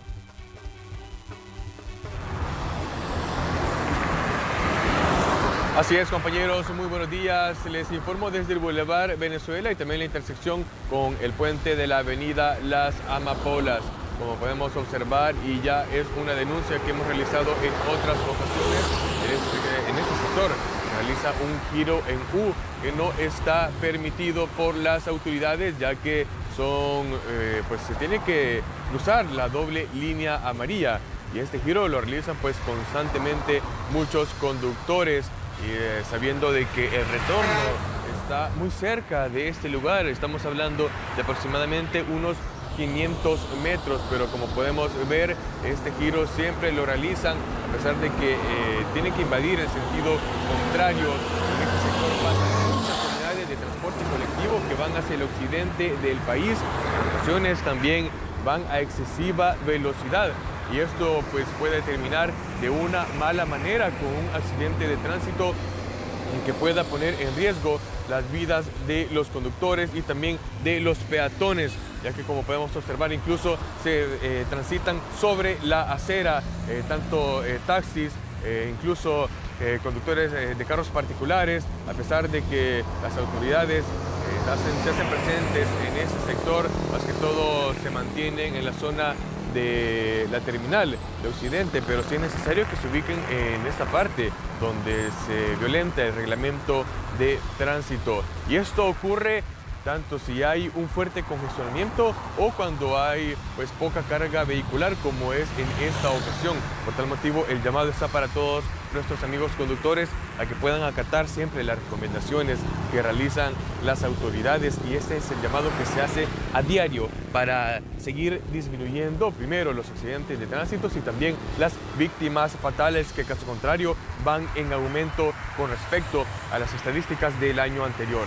Luego, por último, compañeros, les presento el tráfico desde la avenida Las Amapolas. En ambos sentidos se encuentra totalmente fluido, tanto yendo hacia el Árbol de la Paz como buscando la zona norte de la capital. Y con estas imágenes yo regreso con ustedes. Bien, Enrique, muchas gracias por tu reporte. Buenas noticias para quienes van a circular por Las Amapolas. Y también gracias a la bodega italiana. Compañeros, fue un gusto saludarles y siempre les dejamos la invitación para que vayan y disfruten de esos desayunos. Saludos, Elida y Carlos. Igualmente, muchas gracias por compartirnos su reporte de tráfico vehicular. Aquí también estamos monitoreando ese tema para compartirlo con nuestra audiencia. Y bueno, ya nos dejaron ahí con la invitación y nos picaron para esos desayunos tan deliciosos de la bodega italiana. Bueno, vamos ahora con nuestro compañero Manuel Burgos, que está listo con su invitada para la entrevista de esta mañana. Nos vemos de regreso aquí en la sala en Noticiero Hechos en unos cuantos minutos, cuando finalice la entrevista. Hace como un mes de septiembre. Eso se deriva. Gracias por continuar con nosotros. Vamos ya al espacio de la entrevista de Hechos AM. Vamos a cerrar la semana hablando de algunos temas que están en manos de la Comisión de Hacienda y especial del presupuesto de la Asamblea Legislativa. Precisamente, los diputados tienen ya en sus manos el proyecto de presupuesto general de la Nación 2019. Vamos a conocer algunos de los puntos que están precisamente en análisis, y es por ello que le invitamos a que le preste atención a la entrevista de hoy. Pero pongamos algunos hechos en contexto y luego le damos la bienvenida a nuestra invitada de esta mañana. El ministro de Hacienda, Nelson Fuentes, presentó el último viernes de septiembre a la Asamblea Legislativa el proyecto de presupuesto general de la Nación para el año fiscal 2019, el cual asciende a 6.733 millones de dólares. Las autoridades de Hacienda aseguran que el presupuesto es congruente con una proyección de crecimiento económico nacional del 2.6% y un déficit fiscal del 3.7% total del Producto Interno Bruto. Del total del presupuesto, 5.921.8 servirán para gastos de funcionamiento, 811.4 millones en inversión pública. El órgano ejecutivo ocupará 3.016.5 millones de dólares. La Asamblea Legislativa, 58.3 millones y 285.7 millones de dólares serán destinados al órgano judicial. dejando así 118.3 millones de dólares a las entidades que conforman el Ministerio Público. Por otra parte, el pago de pensiones aumentó en este presupuesto en 90 millones de dólares, tomando en cuenta la reforma de pensiones. A este rubro se destinará un total de 326.1 millones de dólares. Sin embargo, la polémica se centra en que a más de 2 semanas de presentado en la Asamblea Legislativa, aún no se vislumbra que el proyecto sea aprobado. Hay quienes señalan que los diputados pretenden hacer un combo legislativo con la elección de funcionarios de segundo grado y la aprobación del presupuesto. Algunos dicen que el atraso es para repartirse los cargos. Lamentablemente vamos a llegar, aunque se diga que no, a una distribución de cuotas, ¿verdad? Y en esto yo sí señalaría categóricamente a los dos grandes responsables, que son Arena y FMLN. Es importante mencionar que la Agencia de Medición de Riesgos Moody's recomendó a El Salvador aprobar el Presupuesto General de la Nación 2019 en el tiempo estipulado, antes que concluya 2018, y evitar que las elecciones presidenciales retrasen su aprobación. La Agencia de Medición de Riesgos añadió que el presupuesto presentado por el Ejecutivo incluye obligaciones relacionadas con las pensiones y es más realista en su objetivo de déficit que los presupuestos anteriores. Sobre este tema conversaremos esta mañana en la entrevista de Hechos AM. Comenzamos. Así es, comenzamos el espacio de la entrevista correspondiente a este viernes. Estamos cerrando una semana que ha sido un tanto intensa en cuanto a noticias, y lo vamos a hacer con una conversación con la diputada Yancy Urbina. Ella es diputada por el FMLN y presidenta de la Comisión de Hacienda y Especial del Presupuesto en la Asamblea Legislativa. Diputada, un gusto que nos acompañe esta mañana aquí en Canal 12. Muy buenos días, un gusto estar con usted, Manuel, y con toda la amable teleaudiencia que sintoniza este programa en este día. Muchas gracias por invitarme a conversar de este tema tan importante para la vida del país. El ministro de Hacienda presentó el 28 de septiembre el proyecto de presupuesto general de la Nación para 2019. Al mismo tiempo que él hacía la presentación, hacía énfasis también en la necesidad de que esto se apruebe a tiempo. Eso significa que el presupuesto debería estar aprobado antes de que finalice el mes de diciembre. Pero como están las cosas, estamos en medio de una campaña electoral, estamos en medio de una cantidad de temas que se están discutiendo. ¿Cómo ve usted las posibilidades de que este presupuesto pase sin mayor problema, considerando también que necesita una mayoría calificada, que voten 56 de los 84 legisladores, porque el presupuesto lleva también una emisión importante de deuda? Efectivamente, Manuel, este presupuesto 2019 es un presupuesto que presenta esas características que usted nos está señalando. En primer lugar, es un presupuesto muy transparente, en el sentido de que trae en su contenido todos los detalles que son requeridos en la Asamblea Legislativa para poder aprobar un presupuesto de esta naturaleza. Tiene todos los temas de amortización de deuda, brechas fiscales, tiene los detalles de todas las carteras de Estado, tiene también los compromisos y obligaciones del Estado, que hay que tenerlas muy en cuenta porque son obligaciones que el Estado no puede dejar de cancelar, y tiene un detalle muy amplio de toda la información.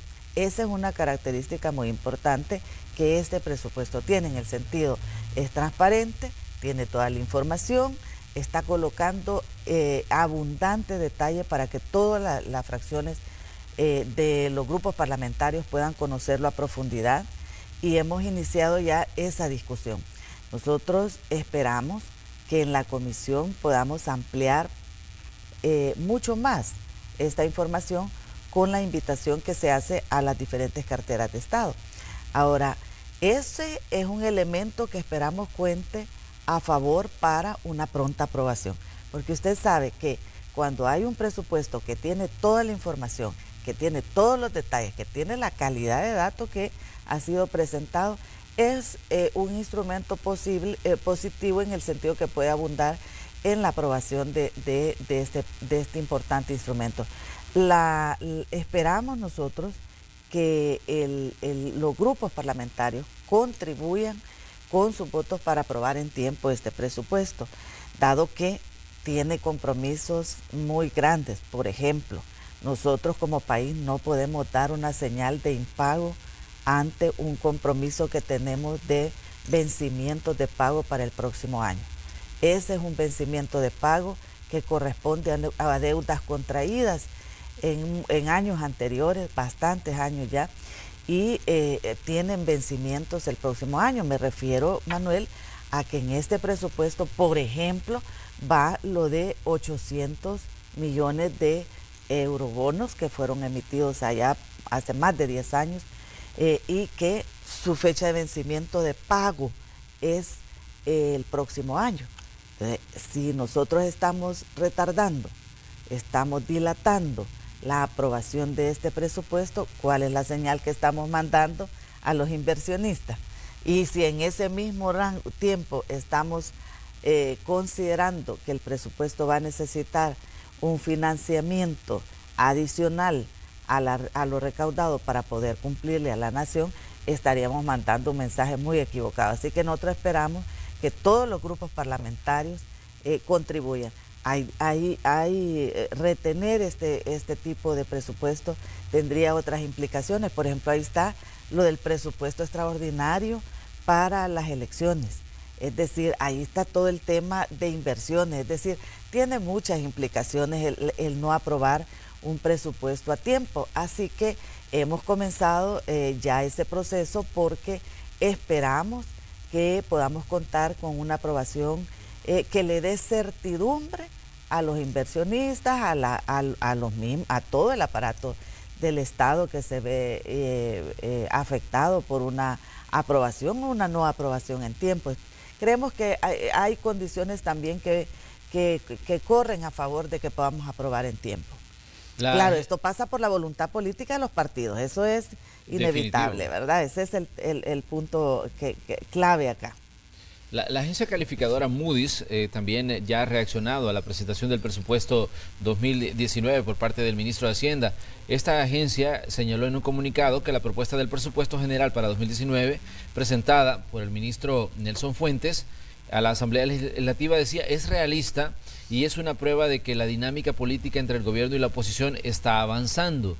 Eso es lo que decía Moody's. ¿Cómo toman ustedes que, digamos, se pronuncie un organismo de este tipo y que tiene, pues, hasta cierto punto, cierta influencia importante cuando se habla de diferentes situaciones de las dinámicas económicas de los países y fiscales también? Es un comentario positivo, Manuel, porque reconoce que es un presupuesto realista en el sentido de que este presupuesto tiene una estimación muy apegada a la realidad de lo que pueden ser los ingresos, que en otro tiempo han sido cuestionados, porque usted se recordará que hace muchos años se hablaba de que cuánto realmente era apegado el tema de ingresos a las realidades de las contribuciones de nuestro país. Este es un presupuesto que tiene toda una base muy firme en el tema de posibles ingresos de país, la estimación de ingresos de país.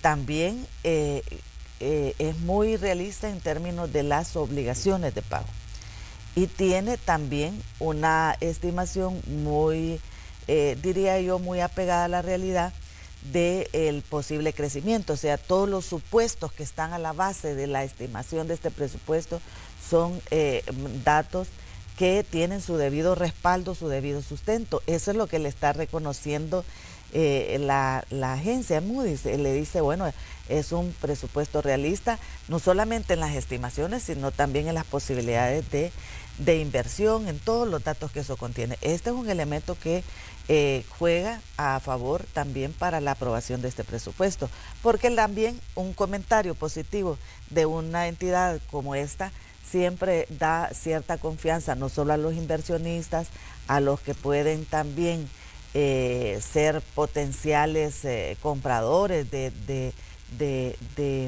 deuda, sino también a todos aquellos que están interesados en hacer inversiones en nuestro país.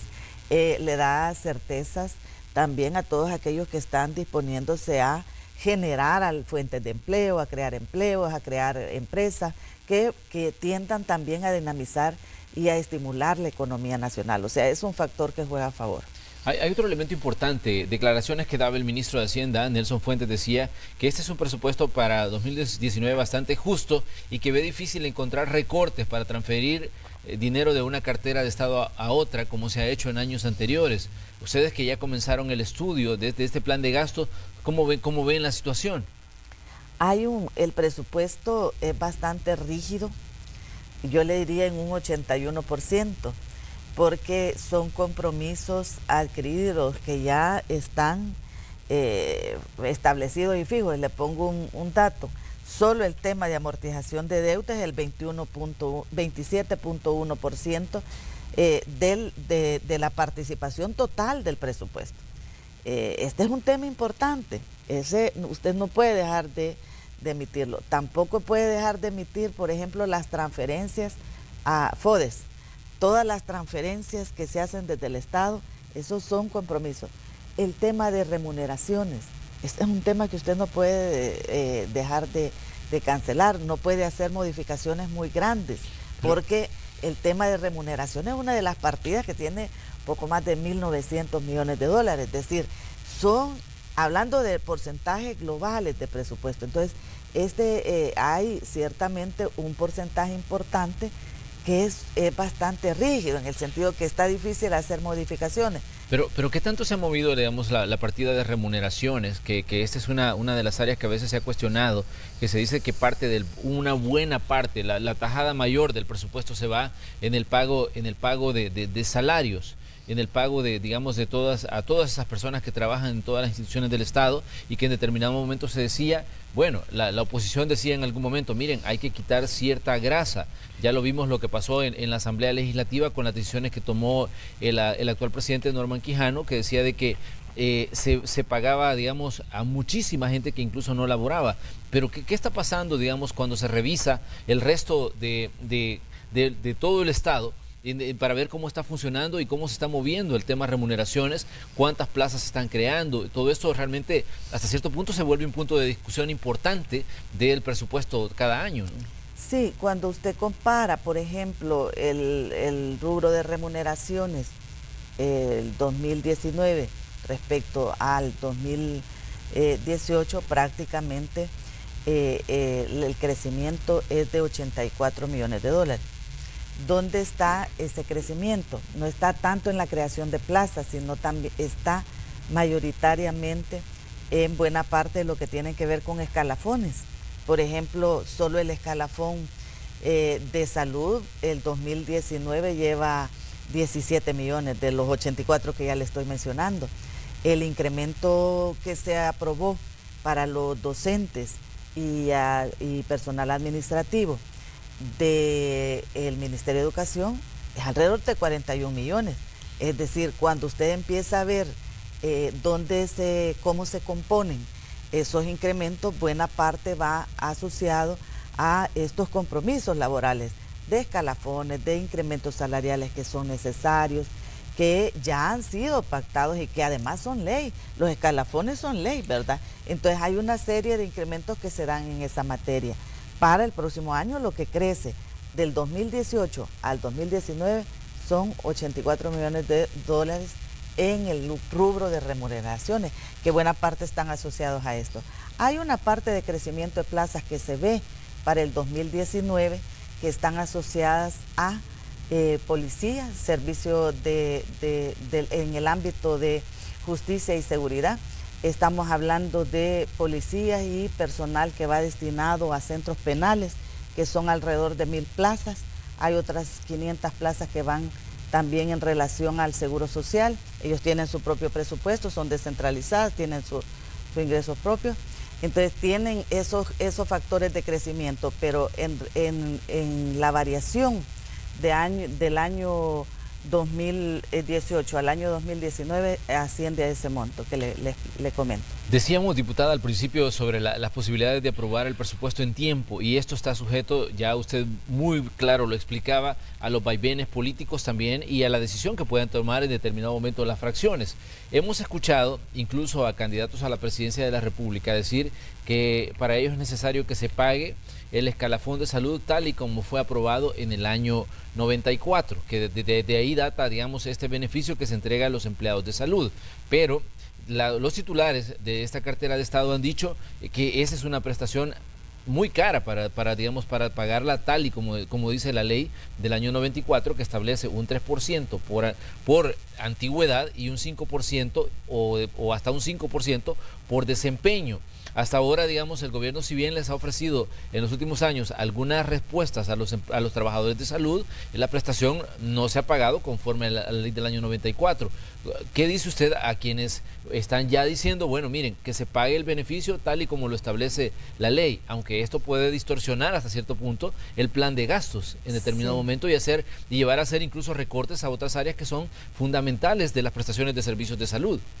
Hay en este elemento un tema que hay que tomar en cuenta también, y es que nosotros tenemos una ley de responsabilidad fiscal que le establece que el presupuesto de la nación en estos rubros, principalmente de lo que son gasto corriente, como es remuneraciones y otros que componen en todo este gasto corriente, no puede crecer más que el 4.6, que es el producto, la estimación del PIB nominal. Entonces, este es un compromiso que tiene la ley de responsabilidad fiscal. Este ya le marca un parámetro. La ley de escalafones también le dice que es hasta un 8%. Y lea ahí bien el escalafón, y ahí le dice, la ley dice hasta, no dice que completo. Y usted puede, y ahí hay que leerlo y apegarse también al cumplimiento de ley. Esta propuesta que tiene de los 17 millones que van en el presupuesto cubre el 98% del personal. El 2% es el que no tiene una aplicación, que son los que tienen salarios arriba de $3,000. Este es el tema en el ámbito de salud. Eso es lo que tenemos ahora en el presupuesto. Ahora, son compromisos laborales, no solamente con el tema de salud, es también con educación, es también con policías, que tiene su propio escalafón, es decir, todas las entidades que tienen contratos colectivos, que tienen escalafones ya aprobados. Y lo que se requiere es que también tengamos un cumplimiento en relación a la ley de responsabilidad fiscal, que pone un parámetro también en ese ámbito, ¿verdad? Entonces, este presupuesto cumple también con ese parámetro que tiene la ley de responsabilidad fiscal. Ahora bien, como presidenta de la Comisión de Hacienda y como una persona que conoce cómo se van a mover las cifras en el tema del presupuesto, me gustaría que me diera su opinión sobre un tema que ha venido en estos últimos días generando hasta cierto punto mucha controversia, sobre todo al escuchar las explicaciones de una de las magistradas de la Corte de Cuentas de la República. Aparece la magistrada presidenta de la Corte de Cuentas y dando explicaciones sobre un incremento salarial que hasta cierto punto se han aplicado los titulares, en este caso de la Corte de Cuentas, que son 3 magistrados, que implica un incremento de salario de $1,000 y un incremento del 75% en gastos de representación. De pronto, esto es una de las cosas que más se ha cuestionado, el tema de los beneficios que reciben en determinado momento. A los diputados les ha llovido sobre mojado cuando se ha hablado de algún tipo de beneficio que tenían o que tienen, digamos, como parte del trabajo que desarrollan. De pronto aparece la presidenta de la Corte de Cuentas y ella dice que no es posible que empleados de la Corte de Cuentas que ocupan puestos técnicos ganen más dinero que los mismos titulares de la Corte de Cuentas. Decía ella, solo en la Corte de Cuentas ocurren este tipo de distorsiones. Y ella hablaba de los ingresos. Pero ¿cómo toman ustedes desde la Asamblea, que tienen que analizar todo este tipo de cosas, cuando de pronto aparece, digamos, este tipo de beneficios que se recetan titulares de una entidad como la Corte de Cuentas? Porque estamos hablando de un incremento de $1,000 en la planilla y un beneficio del 75% en gastos de representación. Este tema, Manuel, al igual que otros que salen, porque la verdad es que cuando está examinando usted el presupuesto, hay una serie de elementos que quedan expuestos a la vista del público y de los legisladores y de la Comisión de Hacienda. Y hay un proceso que nos lleva a analizar, a examinar, a conocer si esas asignaciones están siendo suficientemente estimadas y la forma en cómo están siendo aplicadas. Yo en este tema creo que no solamente el tema de la Corte de Cuentas, sino que entran todas las carteras de Estado a ese proceso de escrutinio. Todas estas asignaciones pasan por el escrutinio de todos los grupos parlamentarios de la Comisión de Hacienda. Y ahí vamos a estimar, se invita también a las entidades para que puedan explicar este tema. La población tiene razón de tener cierta indignación, cierta molestia, cierta inconformidad con cuando se manejan este tema sobre estos tipos de incrementos en razón de que estos son fondos públicos. De lo que estamos hablando, el presupuesto, son fondos públicos que los contribuyentes aportan. Y en ese tema habrá que analizarlo, ¿verdad?, también en ese ámbito. Lo mismo nos preguntan muchas veces con relación a las asignaciones de la Corte. Porque, por ejemplo, la Corte Suprema de Justicia hoy presenta un incremento de 18 millones de dólares.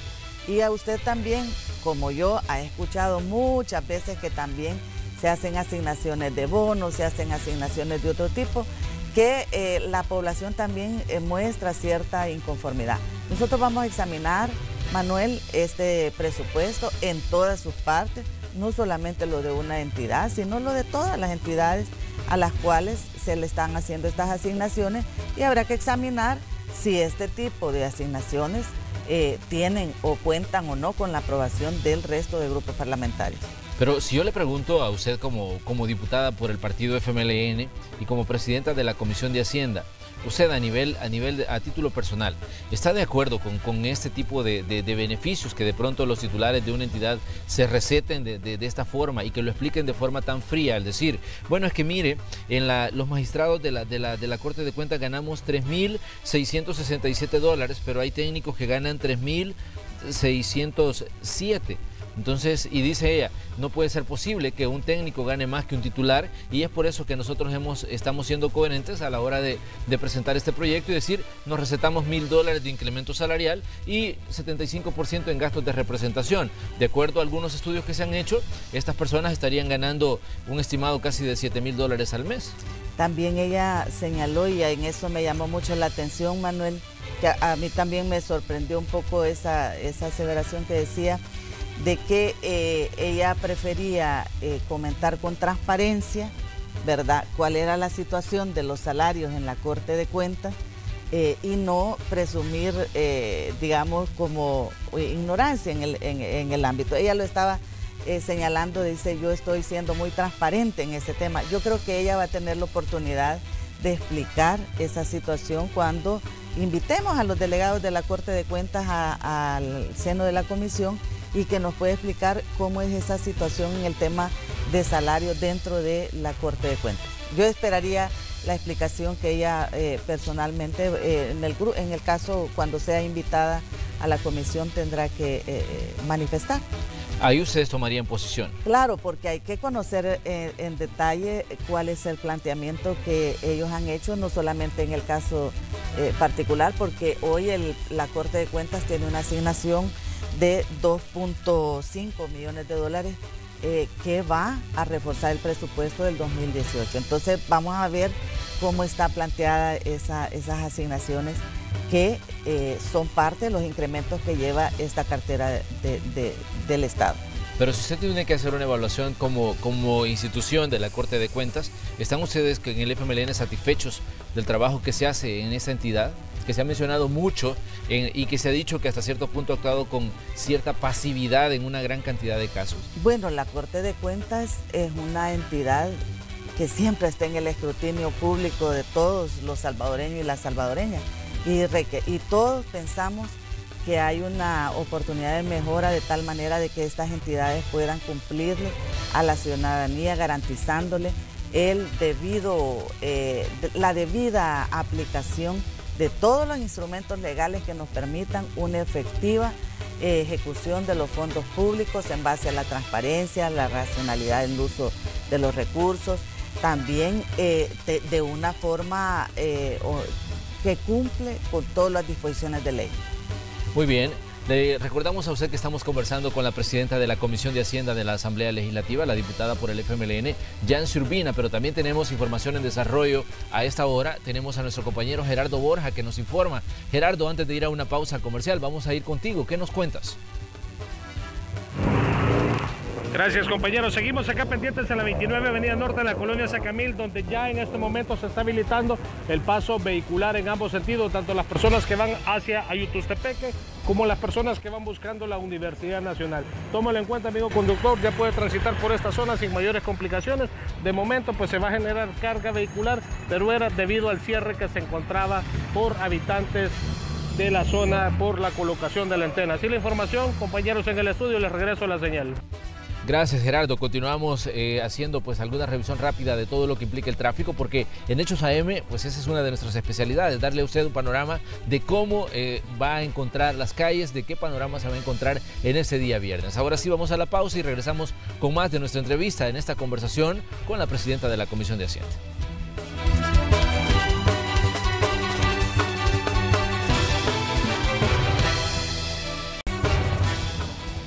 Esta mañana en el espacio de la entrevista de Hechos AM conversamos con la diputada Yancy Urbina, diputada por el partido FMLN y actual presidenta de la Comisión de Hacienda de la Asamblea Legislativa. Estamos hablando del presupuesto general de la Nación 2019, que está en manos de los diputados desde el 28 de septiembre, cuando fue presentado por el señor ministro de Hacienda, Nelson Fuentes, para que los legisladores pues hagan su trabajo y procedan al proceso de aprobación y análisis de todas las cifras que están contenidas en este plan de gasto. Diputada, una de los cuestionamientos que hacía de entrada la oposición en la Asamblea era la emisión de deuda que trae este presupuesto. Decían ellos de que el país se continúa endeudando, aunque también parte de la deuda que usted ya nos explicaba es, digamos, son bonos que se emitieron años atrás y que ahora pues hay que cancelarlos. De hecho, en 2019, diciembre, son 800 millones los que El Salvador tiene que cancelar como parte de esa deuda de largo plazo que se adquirió en determinado momento. Sí, esta parte es importante, Manuel, que la tengamos muy en cuenta. El presupuesto de la Nación tiene un valor de 6.733.2 millones de dólares. Esto es un poco más que lo que teníamos el año anterior. Estamos hablando de 1.265 millones más.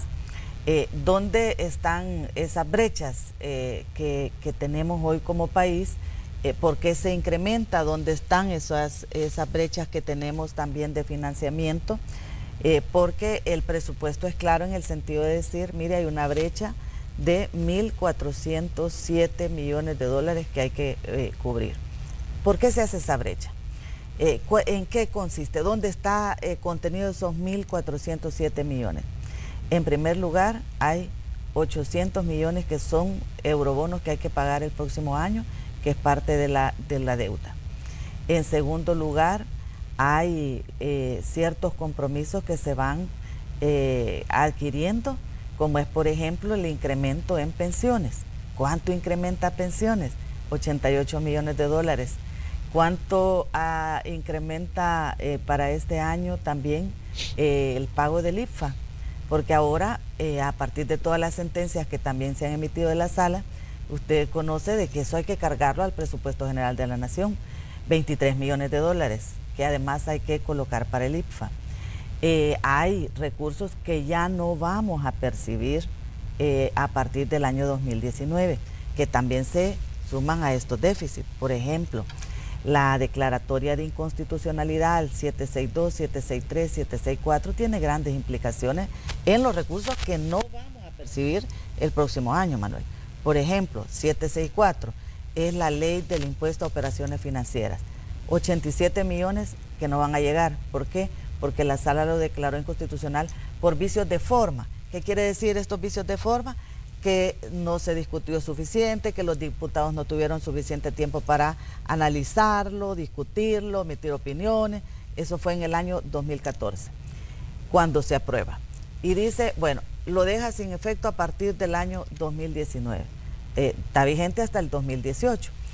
¿Eso qué significa? 87 millones que no va a poder percibir el Estado. Se dice fácil, 87 millones.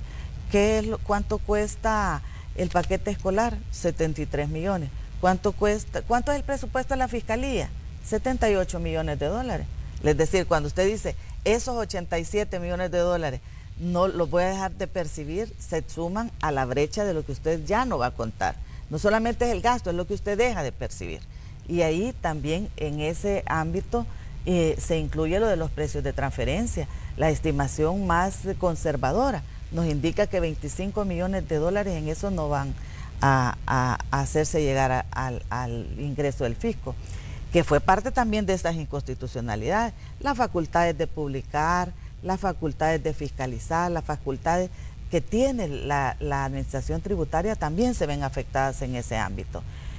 Otros ámbitos en los cuales también presenta crecimiento son estos compromisos como el que le acabo de mencionar, del tema de escalafones. Esos son compromisos adicionales a lo que teníamos el año pasado y que van constituyendo todas estas brechas que se van sumando a estos que están incluidos más bien en esos 1.407 millones que son parte de todas las brechas que tiene el Estado. Entonces, esta parte es importante, pero claro, una partida significativa en eso son los 800 millones de dólares que tiene hoy que cancelarse a partir del vencimiento que está previsto para el próximo año.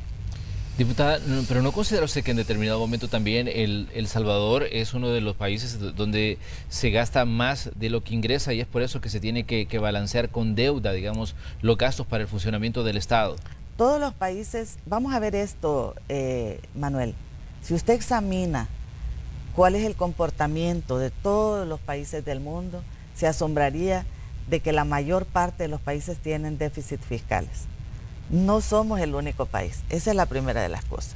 Nosotros no somos el único país que tiene déficit fiscal. Compare Centroamérica, compare América Latina, el mundo, Estados Unidos, todos los países tienen déficit fiscal. Ese no es, creo yo, una situación exclusiva nuestra. ¿Qué es lo que debemos de ver también? Es que estos déficits, estas brechas de financiamiento que se obtienen a partir de que se obtienen y que hay que cubrir con financiamiento vía deuda, sean efectivamente inversiones que contribuyan a que haya un retorno positivo al país. Por eso, por ejemplo, este presupuesto lleva 1.009 millones en inversiones, ¿verdad? Usted acá tiene proyectos importantes que van a construirse, que son generadores también de activación económica, que son también generadores de empleo. Me refiero a toda la inversión, por ejemplo, que se hace en carreteras, construcción de hospitales, construcciones de todo tipo, son generadores de empleo y también estos activan la economía. Por ejemplo, todos los paquetes escolares. ¿Quién provee de paquetes escolares al Ministerio de Educación? Lo proveen las pequeñas y medianas empresas. Esta es una activación importante. Tienen más de 3.000 empresas pequeñas que están cubriendo este tipo de servicios. Depende de cómo usted analiza el tema del presupuesto, porque sí, también es cierto que las inversiones hechas en presupuesto tienen un efecto positivo en la economía.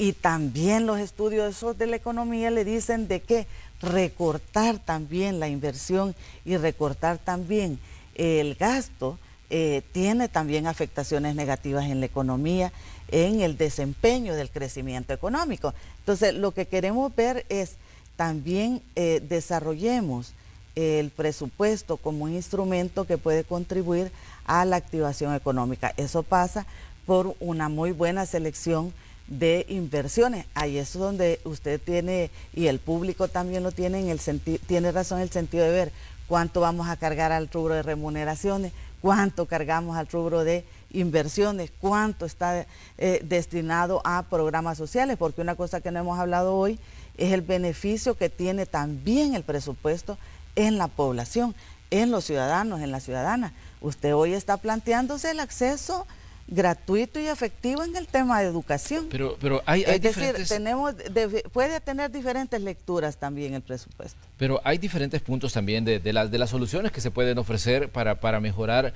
los ingresos que tiene hasta cierto punto el fisco.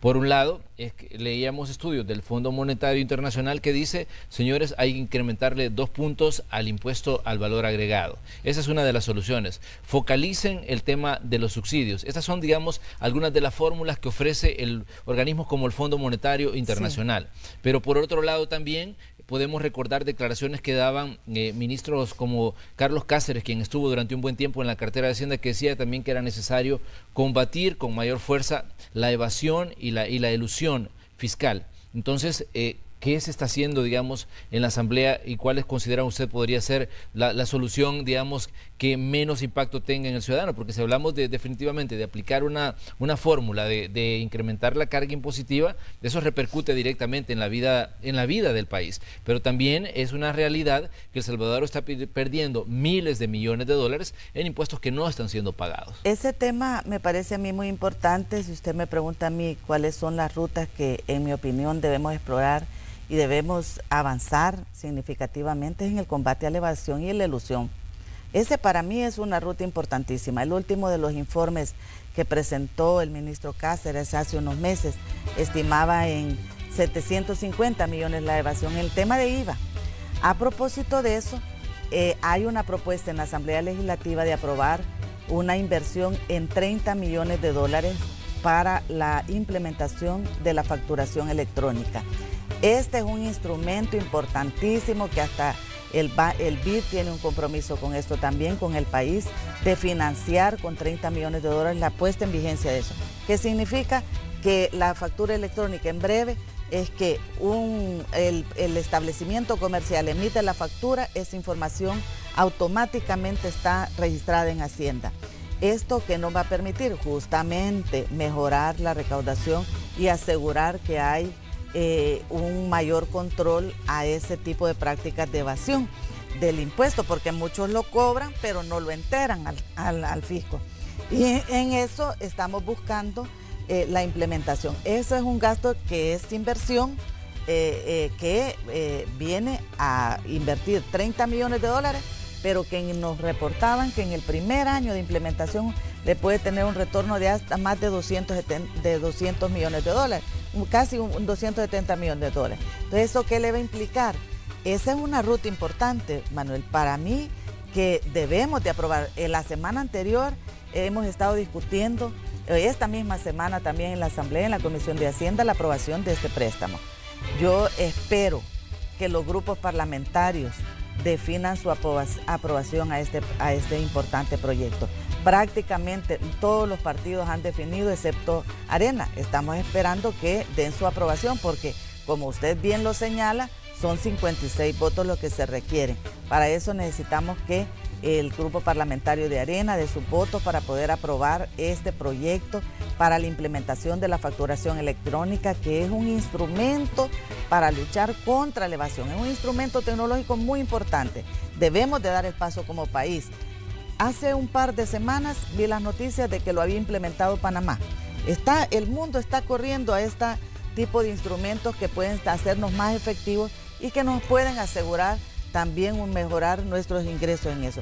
La lucha contra la evasión para mí es importantísimo. Por eso me parece también que, por ejemplo, lo de los precios de transferencia, yo tengo un compromiso, voy a presentar de nuevo esta iniciativa para que la pueda conocer la Asamblea y que también la pueda aprobar, porque ese es otro importante instrumento en la lucha contra la evasión. Tenemos que asegurar instrumentos y mejorar todas estas capacidades que tiene la autoridad tributaria, las que le eliminó la sentencia de la sala en las facultades y los tiempos de fiscalización. Para mí ese es un tema que lo debemos de abordar también y ampliarlo, porque eso le va a permitir a la autoridad tributaria seguir persiguiendo la evasión y la elusión con instrumentos legales apropiados, porque de acá también hay que señalar, Manuel, que se requiere instrumentos jurídicos apropiados de tal manera que le demos cumplimiento a ley y que en este ámbito todos pues sigamos contribuyendo con la tributación en un ámbito en el que confiemos que estamos haciendo no solamente un buen mecanismo de tributación, sino también un buen uso de todos los recursos. A eso contribuye mucho esta transparencia también en la cultura tributaria, en la medida en que exponemos el presupuesto con todos sus detalles, con todos sus bemoles, que sale a luz lo que usted ha señalado de la Corte de Cuentas. Este es un tema que hay que poner en el escenario, porque entonces usted dice, bueno, son recursos públicos, estas son las contribuciones que hacen los ciudadanos, las ciudadanas. ¿En qué lo vamos a invertir? Eso es lo que tiene el presupuesto de la nación. Ahí es importante la opinión, la participación, y en eso los medios de comunicación juegan un gran rol, que ventilan temas que a lo mejor son incómodos para algunos, pero que efectivamente ahí están. Muy bien, le queremos agradecer, diputada Urbina, que nos haya acompañado esta mañana aquí en Hechos AM. Como siempre es un placer conversar con su persona y esperamos recibirla a medida vayamos avanzando en este proceso de discusión del Presupuesto General de la Nación 2019.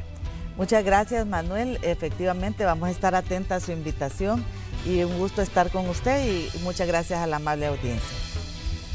Cerramos nosotros así el espacio de la entrevista de Hechos AM, un tema muy importante al que no debemos de perder la visión, no debemos perderlo de vista, es esto del presupuesto general de la nación, porque son los ingresos ciudadanos de los que estamos hablando, de cómo se van a invertir en el año 2019. Cerramos así nosotros este espacio por esta semana. Vamos ahora con Carlos y con Célida, que tienen más información.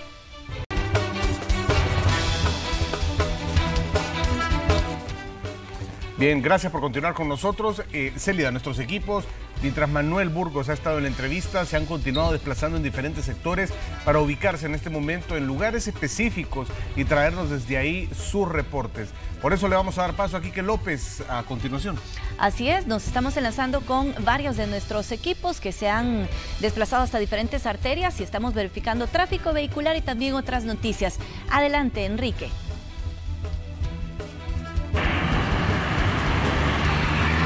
Así es, compañeros, muchas gracias. Seguimos informando sobre el tráfico vehicular. Esta vez me he trasladado hasta la Diagonal Universitaria, a la altura del Instituto de Medicina Legal, donde ya se empieza a complicar debido a la carga vehicular que viene para este sector. Esto se debe a la espera que deben realizar los automovilistas para que el semáforo les habilite el paso, ya que ellos, la mayoría, se dirige hasta el centro de San Salvador y también para incorporarse a la Alameda Juan Pablo II. Por tal motivo, tomar las precauciones del caso para evitar otro tipo de percances viales. Luego, en el otro sentido, el que va hasta la Universidad de El Salvador, se encuentra muy despejado, como podemos ver en pantalla.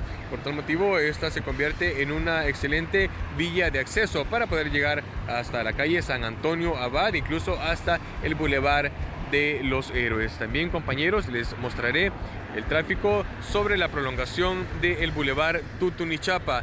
En ambos sentidos también se encuentra muy despejado.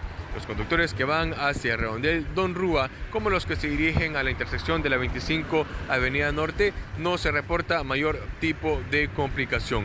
Sí, voy a aprovechar para hacer el llamado a los peatones que a diario circulan por este sector a que puedan invertir al menos unos 2 minutos de su tiempo y de esta manera poder caminar hasta la pasarela que se encuentra ubicada justo frente a la entrada del Centro Judicial Isidro Menéndez y poder cruzar la calle en total seguridad, ya que debido a que se encuentra muy fluido el tráfico, muchos conductores lo hacen a excesiva velocidad y esto pone en riesgo la vida de las personas que deciden cruzar la calle y no caminar hasta la pasarela. Recordemos de que ya se han reportado en este sector diversos percances viales donde se han visto involucrados peatones que han resultado lesionados, incluso también fallecidos. Así es que este es el llamado también para los peatones y los conductores que puedan respetar si ven que los peatones se van cruzando la calle. Incluso al fondo veíamos una señora con su hija de brazos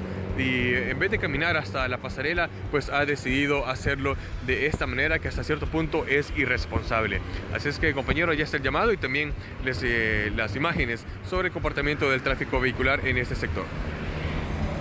Muchas gracias, Enrique, por compartirnos la información y bueno, sumando a lo que tú ya mencionabas, Un día de estos recibía un reporte a través de la radio en el que me decían, mire Celida, me crucé debajo de una pasarela en San Salvador y me multaron. Un agente del cuerpo de agentes metropolitanos me detuvo y me dijo, mire, fíjese que es tan peligroso que usted se esté cruzando la calle de esta forma teniendo a disposición una pasarela, y le impusieron ahí mismo una multa. Yo le consultaba todavía cuál era el mecanismo que se iba a utilizar para que él hiciera el pago, porque nos quedaba la duda, ¿sí?, ¿verdad? Y no me dio los detalles, pero es un buen tema que vamos a estar considerando también para que nuestros amigos televidentes estén al pendiente. Como tú lo mencionabas, es el riesgo, el exponer su vida, sí, teniendo a disposición una pasarela. Sí, buen tema para Ernesto Cornejo y los temas del día.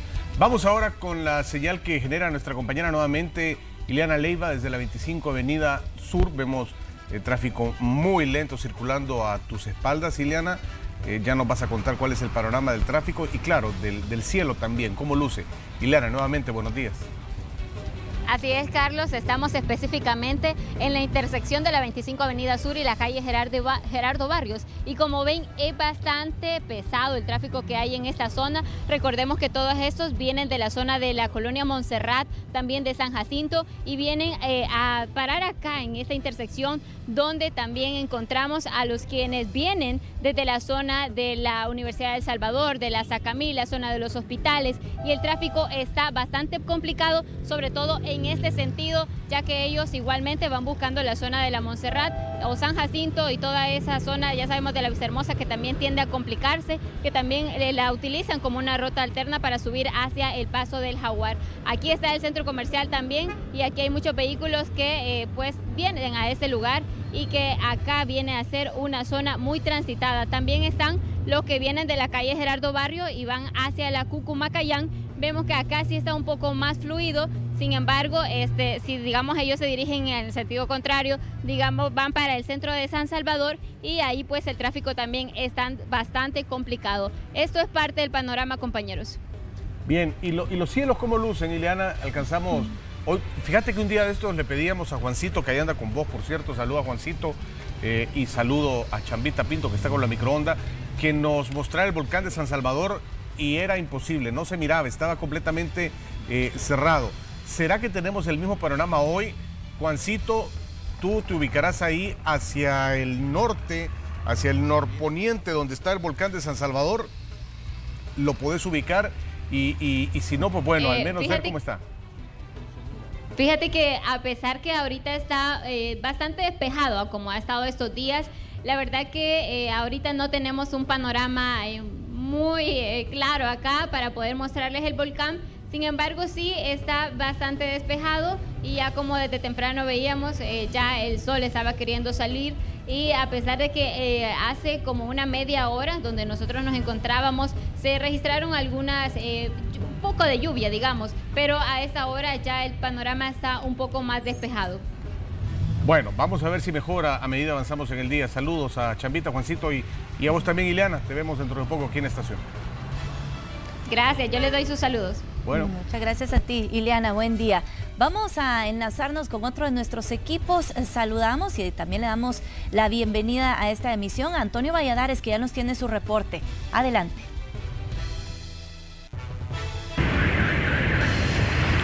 Buenos días, qué gusto incorporarme a esta emisión de Noticiero Hechos, día viernes, y vamos a empezar a retomar el tema de la accidentabilidad que se ha generado en las últimas 24 horas. Fíjense que como datos se están generando en promedio al menos 55 percances viales a nivel nacional, y esto estaría dejando como resultado, al menos en las últimas 24 horas, al menos 24 personas lesionadas y 2 fallecidos. ¿Cuál fue el común denominador en estos 2 casos de los fallecidos? Ponga atención. No portaban el cinturón de seguridad, un llamado constante que están haciendo las autoridades. Pero fíjense que como División de Tránsito se están realizando diferentes controles para poder detectar cuáles son las faltas que se están cometiendo en torno a las reglas de conducir. Y ayer precisamente nos estaban comentando que se impusieron algunas esquelas. Vamos a conocer cuál fue el resultado de los controles vehiculares que se colocaron en las últimas horas en diferentes puntos del país. Precisamente nos acompaña el subcomisionado Marco López, que nos va a hablar un poco acerca de cuál ha sido el resultado de estos dispositivos. Comisionado, estábamos hablando sobre la importancia de que los conductores del transporte público tengan sus documentos en regla, porque en las últimas horas se ha detectado a varios, al menos a 13, que no contaban ni siquiera con la autorización para poder manejar. Sí, tengan todos muy buenos días. Resultado del control vehicular puesto ayer frente al Parque Cuscatlán nos ha arrojado a nosotros un total de 18 quelas impuestas solo en ese control, y en su mayoría, en un total de 13, o sea, más del 80%, fue por no portar licencia, y por la falta 85, conducir sin estar autorizado para ello. Se ha sorprendido a conductores de diferentes rutas, por ejemplo, un conductor de la ruta 42D con 15 esquelas pendientes de pago, un conductor de la ruta 30 con 27 esquelas pendientes, un conductor de la ruta 42E con un total de 64 esquelas pendientes, y la ruta 101 con un total de 92 esquelas pendientes. Entonces, el procedimiento es el siguiente: estas unidades se retienen hasta que llegue el empresario dueño del bus con una persona que sí esté facultado para ello. Entonces, el deber como tránsito, nosotros reportamos a esta ruta al Viceministerio de Transporte para las futuras sanciones que se impongan ya luego de renovar las líneas a estas rutas de buses. También hemos tenido nosotros controles vehiculares en los cuales nos han arrojado un aumento considerable de detenidos por conducción peligrosa. Esto es porque también hemos tenido el apoyo del FONAT, el cual nos ha donado un total de 28 aparatos Alcotesa a nivel nacional, entonces esto se ha incrementado. Además, decirles de que estamos ya a las puertas de un fin de semana. Los controles vehiculares aumentan precisamente para sorprender a los conductores que estén manejando bajo el efecto de bebidas embriagantes. Entonces, el llamado es: si usted va a partir, hágalo sanamente con su familia, o si no, busque siempre la figura del conductor designado. Bien, muchas gracias, subcomisionado, por su tiempo para Noticiero Hechos. Bien, así la información que se genera en las últimas horas. Por supuesto, en las siguientes emisiones de Noticiero Hechos le estaremos presentando más detalles. Por el momento, compañeros, con esto retorno a la señal hasta el set principal. Bien, gracias, Antonio, gracias. Y ahí está la recomendación.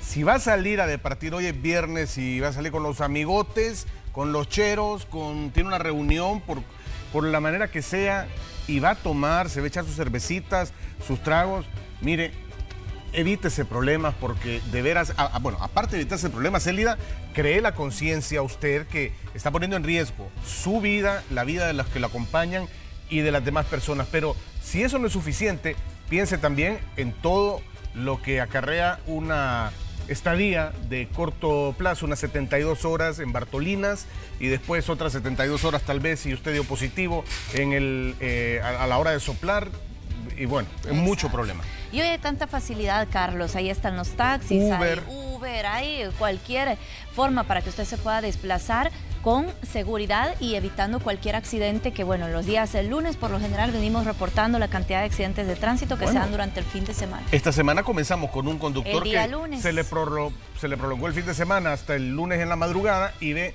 lo que causó el accidente allá por el Boulevard Constitución, y pues detenido, ¿verdad? Con las frías, no aquí, sino que aquí, para el otro lado. Exactamente, muy lamentable la situación. Bueno, con este reporte nosotros vamos a hacer una pausa comercial, pero le invitamos a que se quede con nosotros, enseguida regresamos.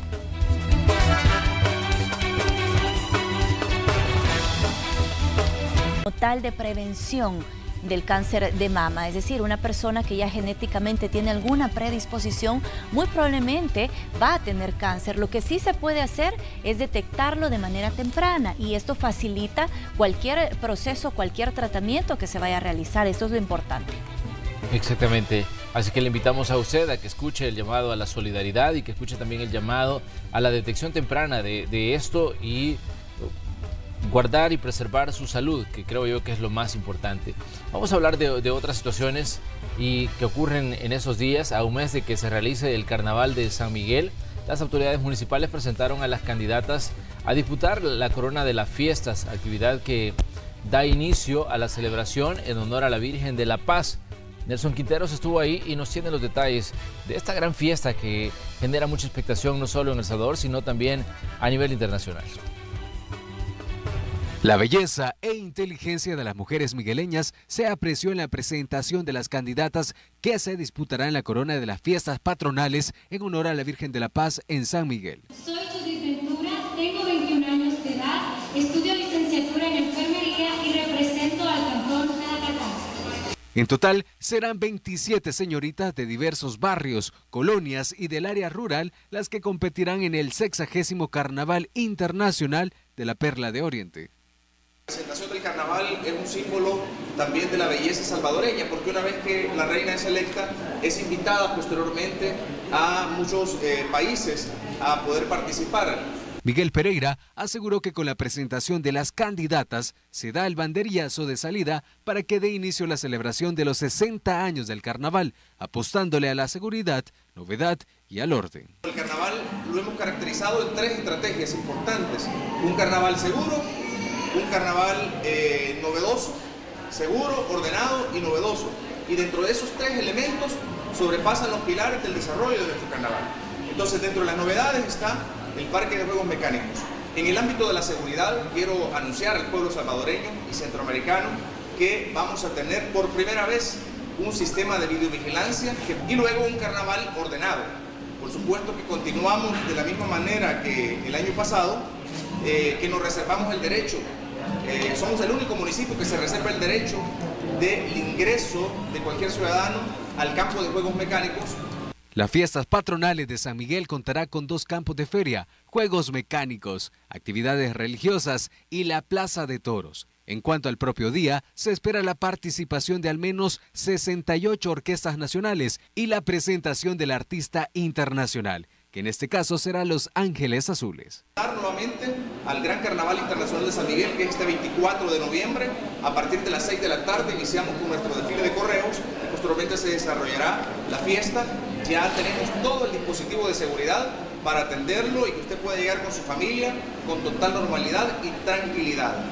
El Gran Carnaval Internacional de San Miguel inicia a partir de este 28 de octubre y finaliza con el desfile de carroza y la celebración del carnaval el 24 de noviembre. Con imágenes de Gonzalo Tejada, Nelson Quinteros, Noticiero Hechos.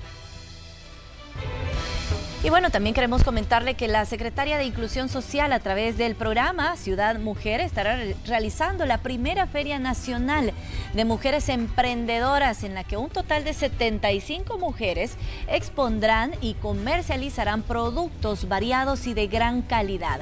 Habrá también conferencias, charlas y talleres express para impulsar nuevos emprendimientos o fortalecer negocios y presentaciones artísticas. Con esta actividad se inicia una serie de acciones conmemorativas al mes de la eliminación de la violencia contra las mujeres.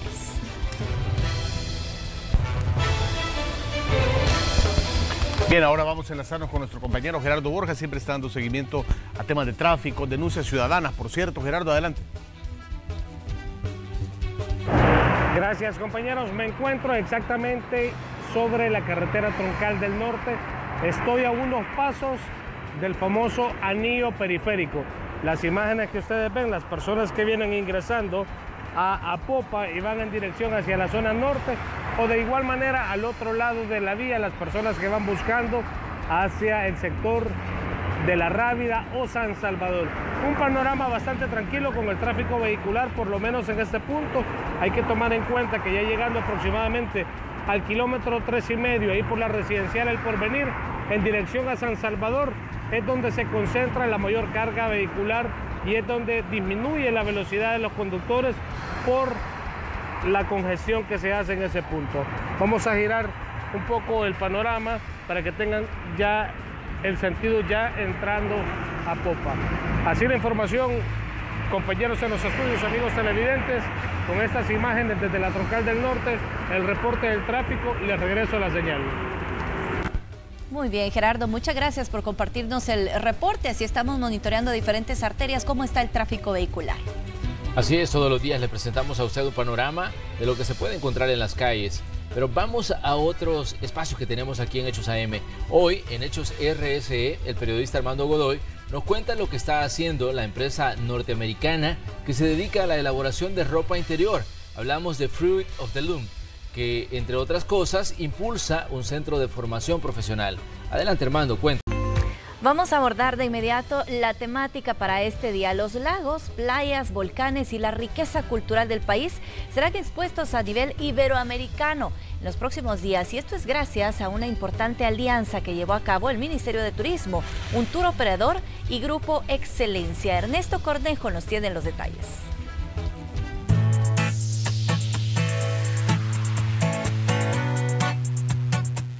El Salvador atrajo a 2 millones de turistas extranjeros en el 2017, explorando nuestras costas, montañas, pueblos vivos y lagos, dejando divisas que ascendieron a más de $1 millón. Primero han anunciado que van a tener una sede aquí en El Salvador. Eso es parte del esfuerzo que hemos hecho en Fitur y las relaciones que hemos ido trabajando con estas empresas iberoamericanas.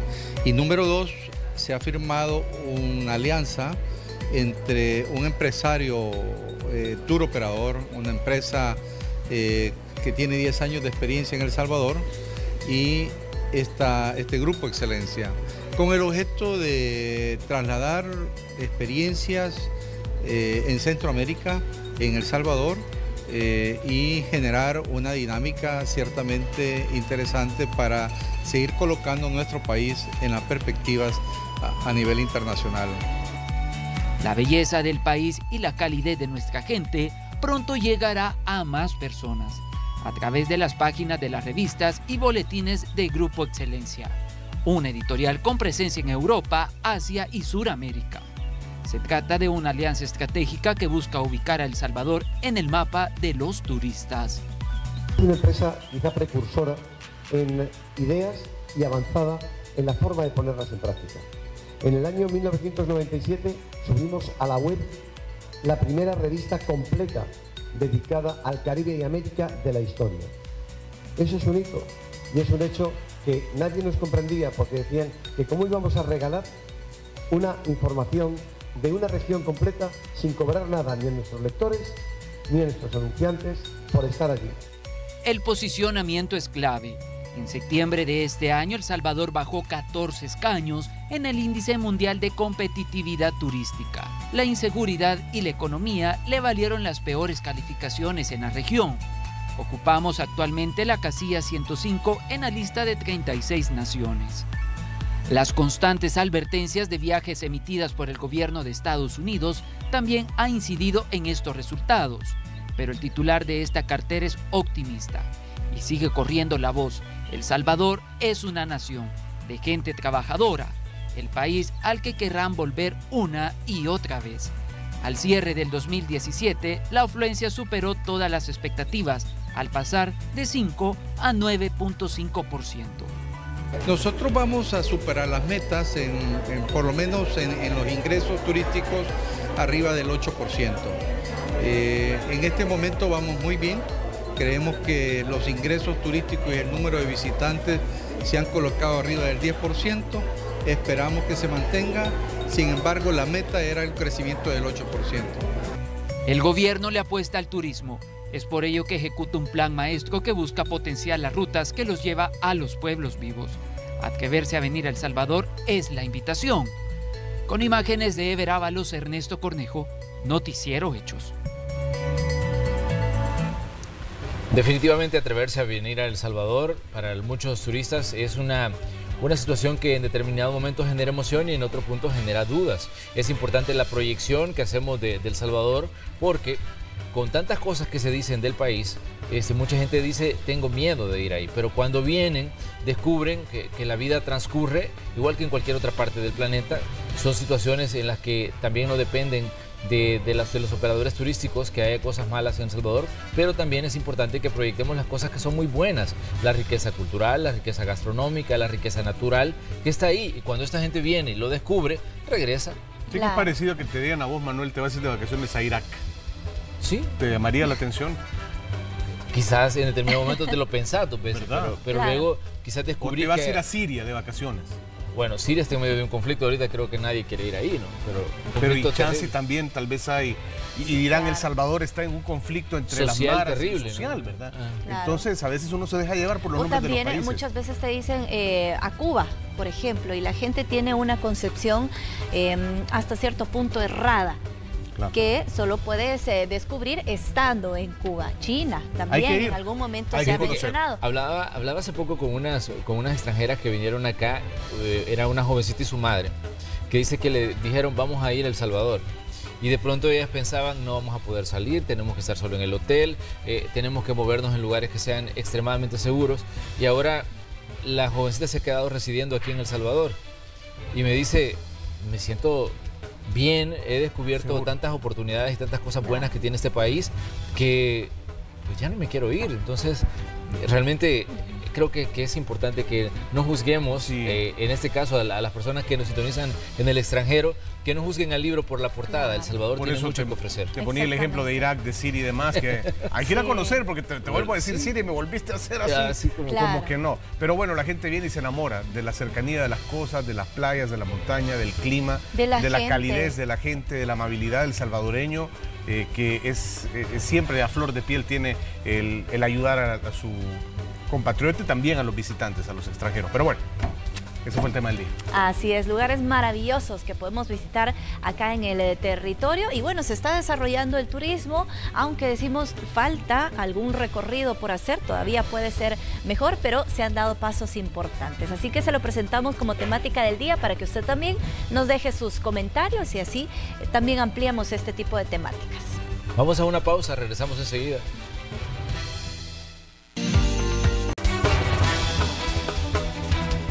Gracias por continuar con nosotros, gracias por informarse con Noticiero Hechos en ese día viernes. Hablemos un poquito de temas electorales. La fórmula presidencial de la Alianza por un Nuevo País, Carlos Calleja y la economista Carmen Aida Lazo, dijeron que en caso de ganar las elecciones le van a apostar al sector cafetalero a través del programa denominado Cosechas de Oro, que busca sanear las finanzas, potenciar la investigación, la renovación del parque cafetalero y el aprovechamiento de los mercados internacionales.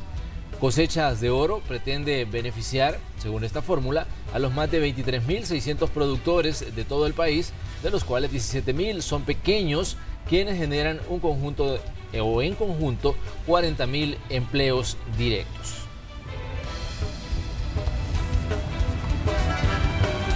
Ahora le presentamos 5 hechos a nivel nacional que usted debe conocer. 7 empresas salvadoreñas fueron denunciadas por el Ministerio de Hacienda ante la Fiscalía General de la República por el cometimiento de delitos de contrabando de mercancía. Es decir, que bueno, de ser declarados culpables, los acusados deberán pagar una multa que asciende a 2.4 millones de dólares y los años en prisión que correspondan. Las investigaciones iniciarán en los próximos días. La Asociación de Cafetaleros y la Policía Nacional Civil presentaron el Plan de Seguridad para la cosecha 2018-2019 que inició el pasado lunes 15 de octubre.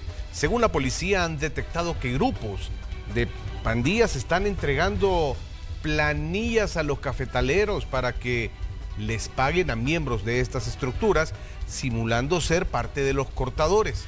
La sección rural de la PNC tendrá a cargo este dispositivo.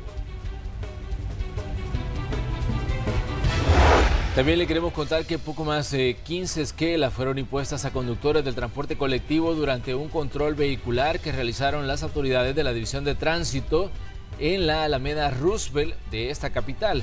De los conductores sorprendidos, uno tiene 15 esquelas por un monto de $976 y el segundo 64 esquelas por más de $4.000. En lo que va del presente año se han impuesto 16.316 esquelas al transporte público a nivel nacional. Y creo que las autoridades se han quedado cortas todavía.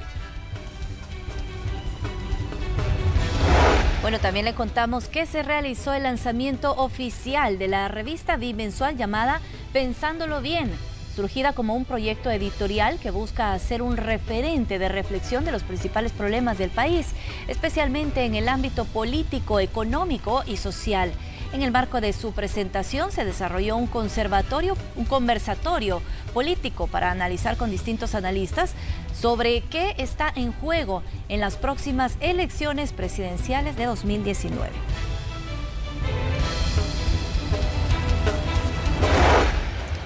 El Ministerio de Medio Ambiente y Recursos Naturales presentó el primer inventario de bosques de El Salvador elaborado por una firma extranjera, el cual indica que el país cuenta con una masa forestal del 37%.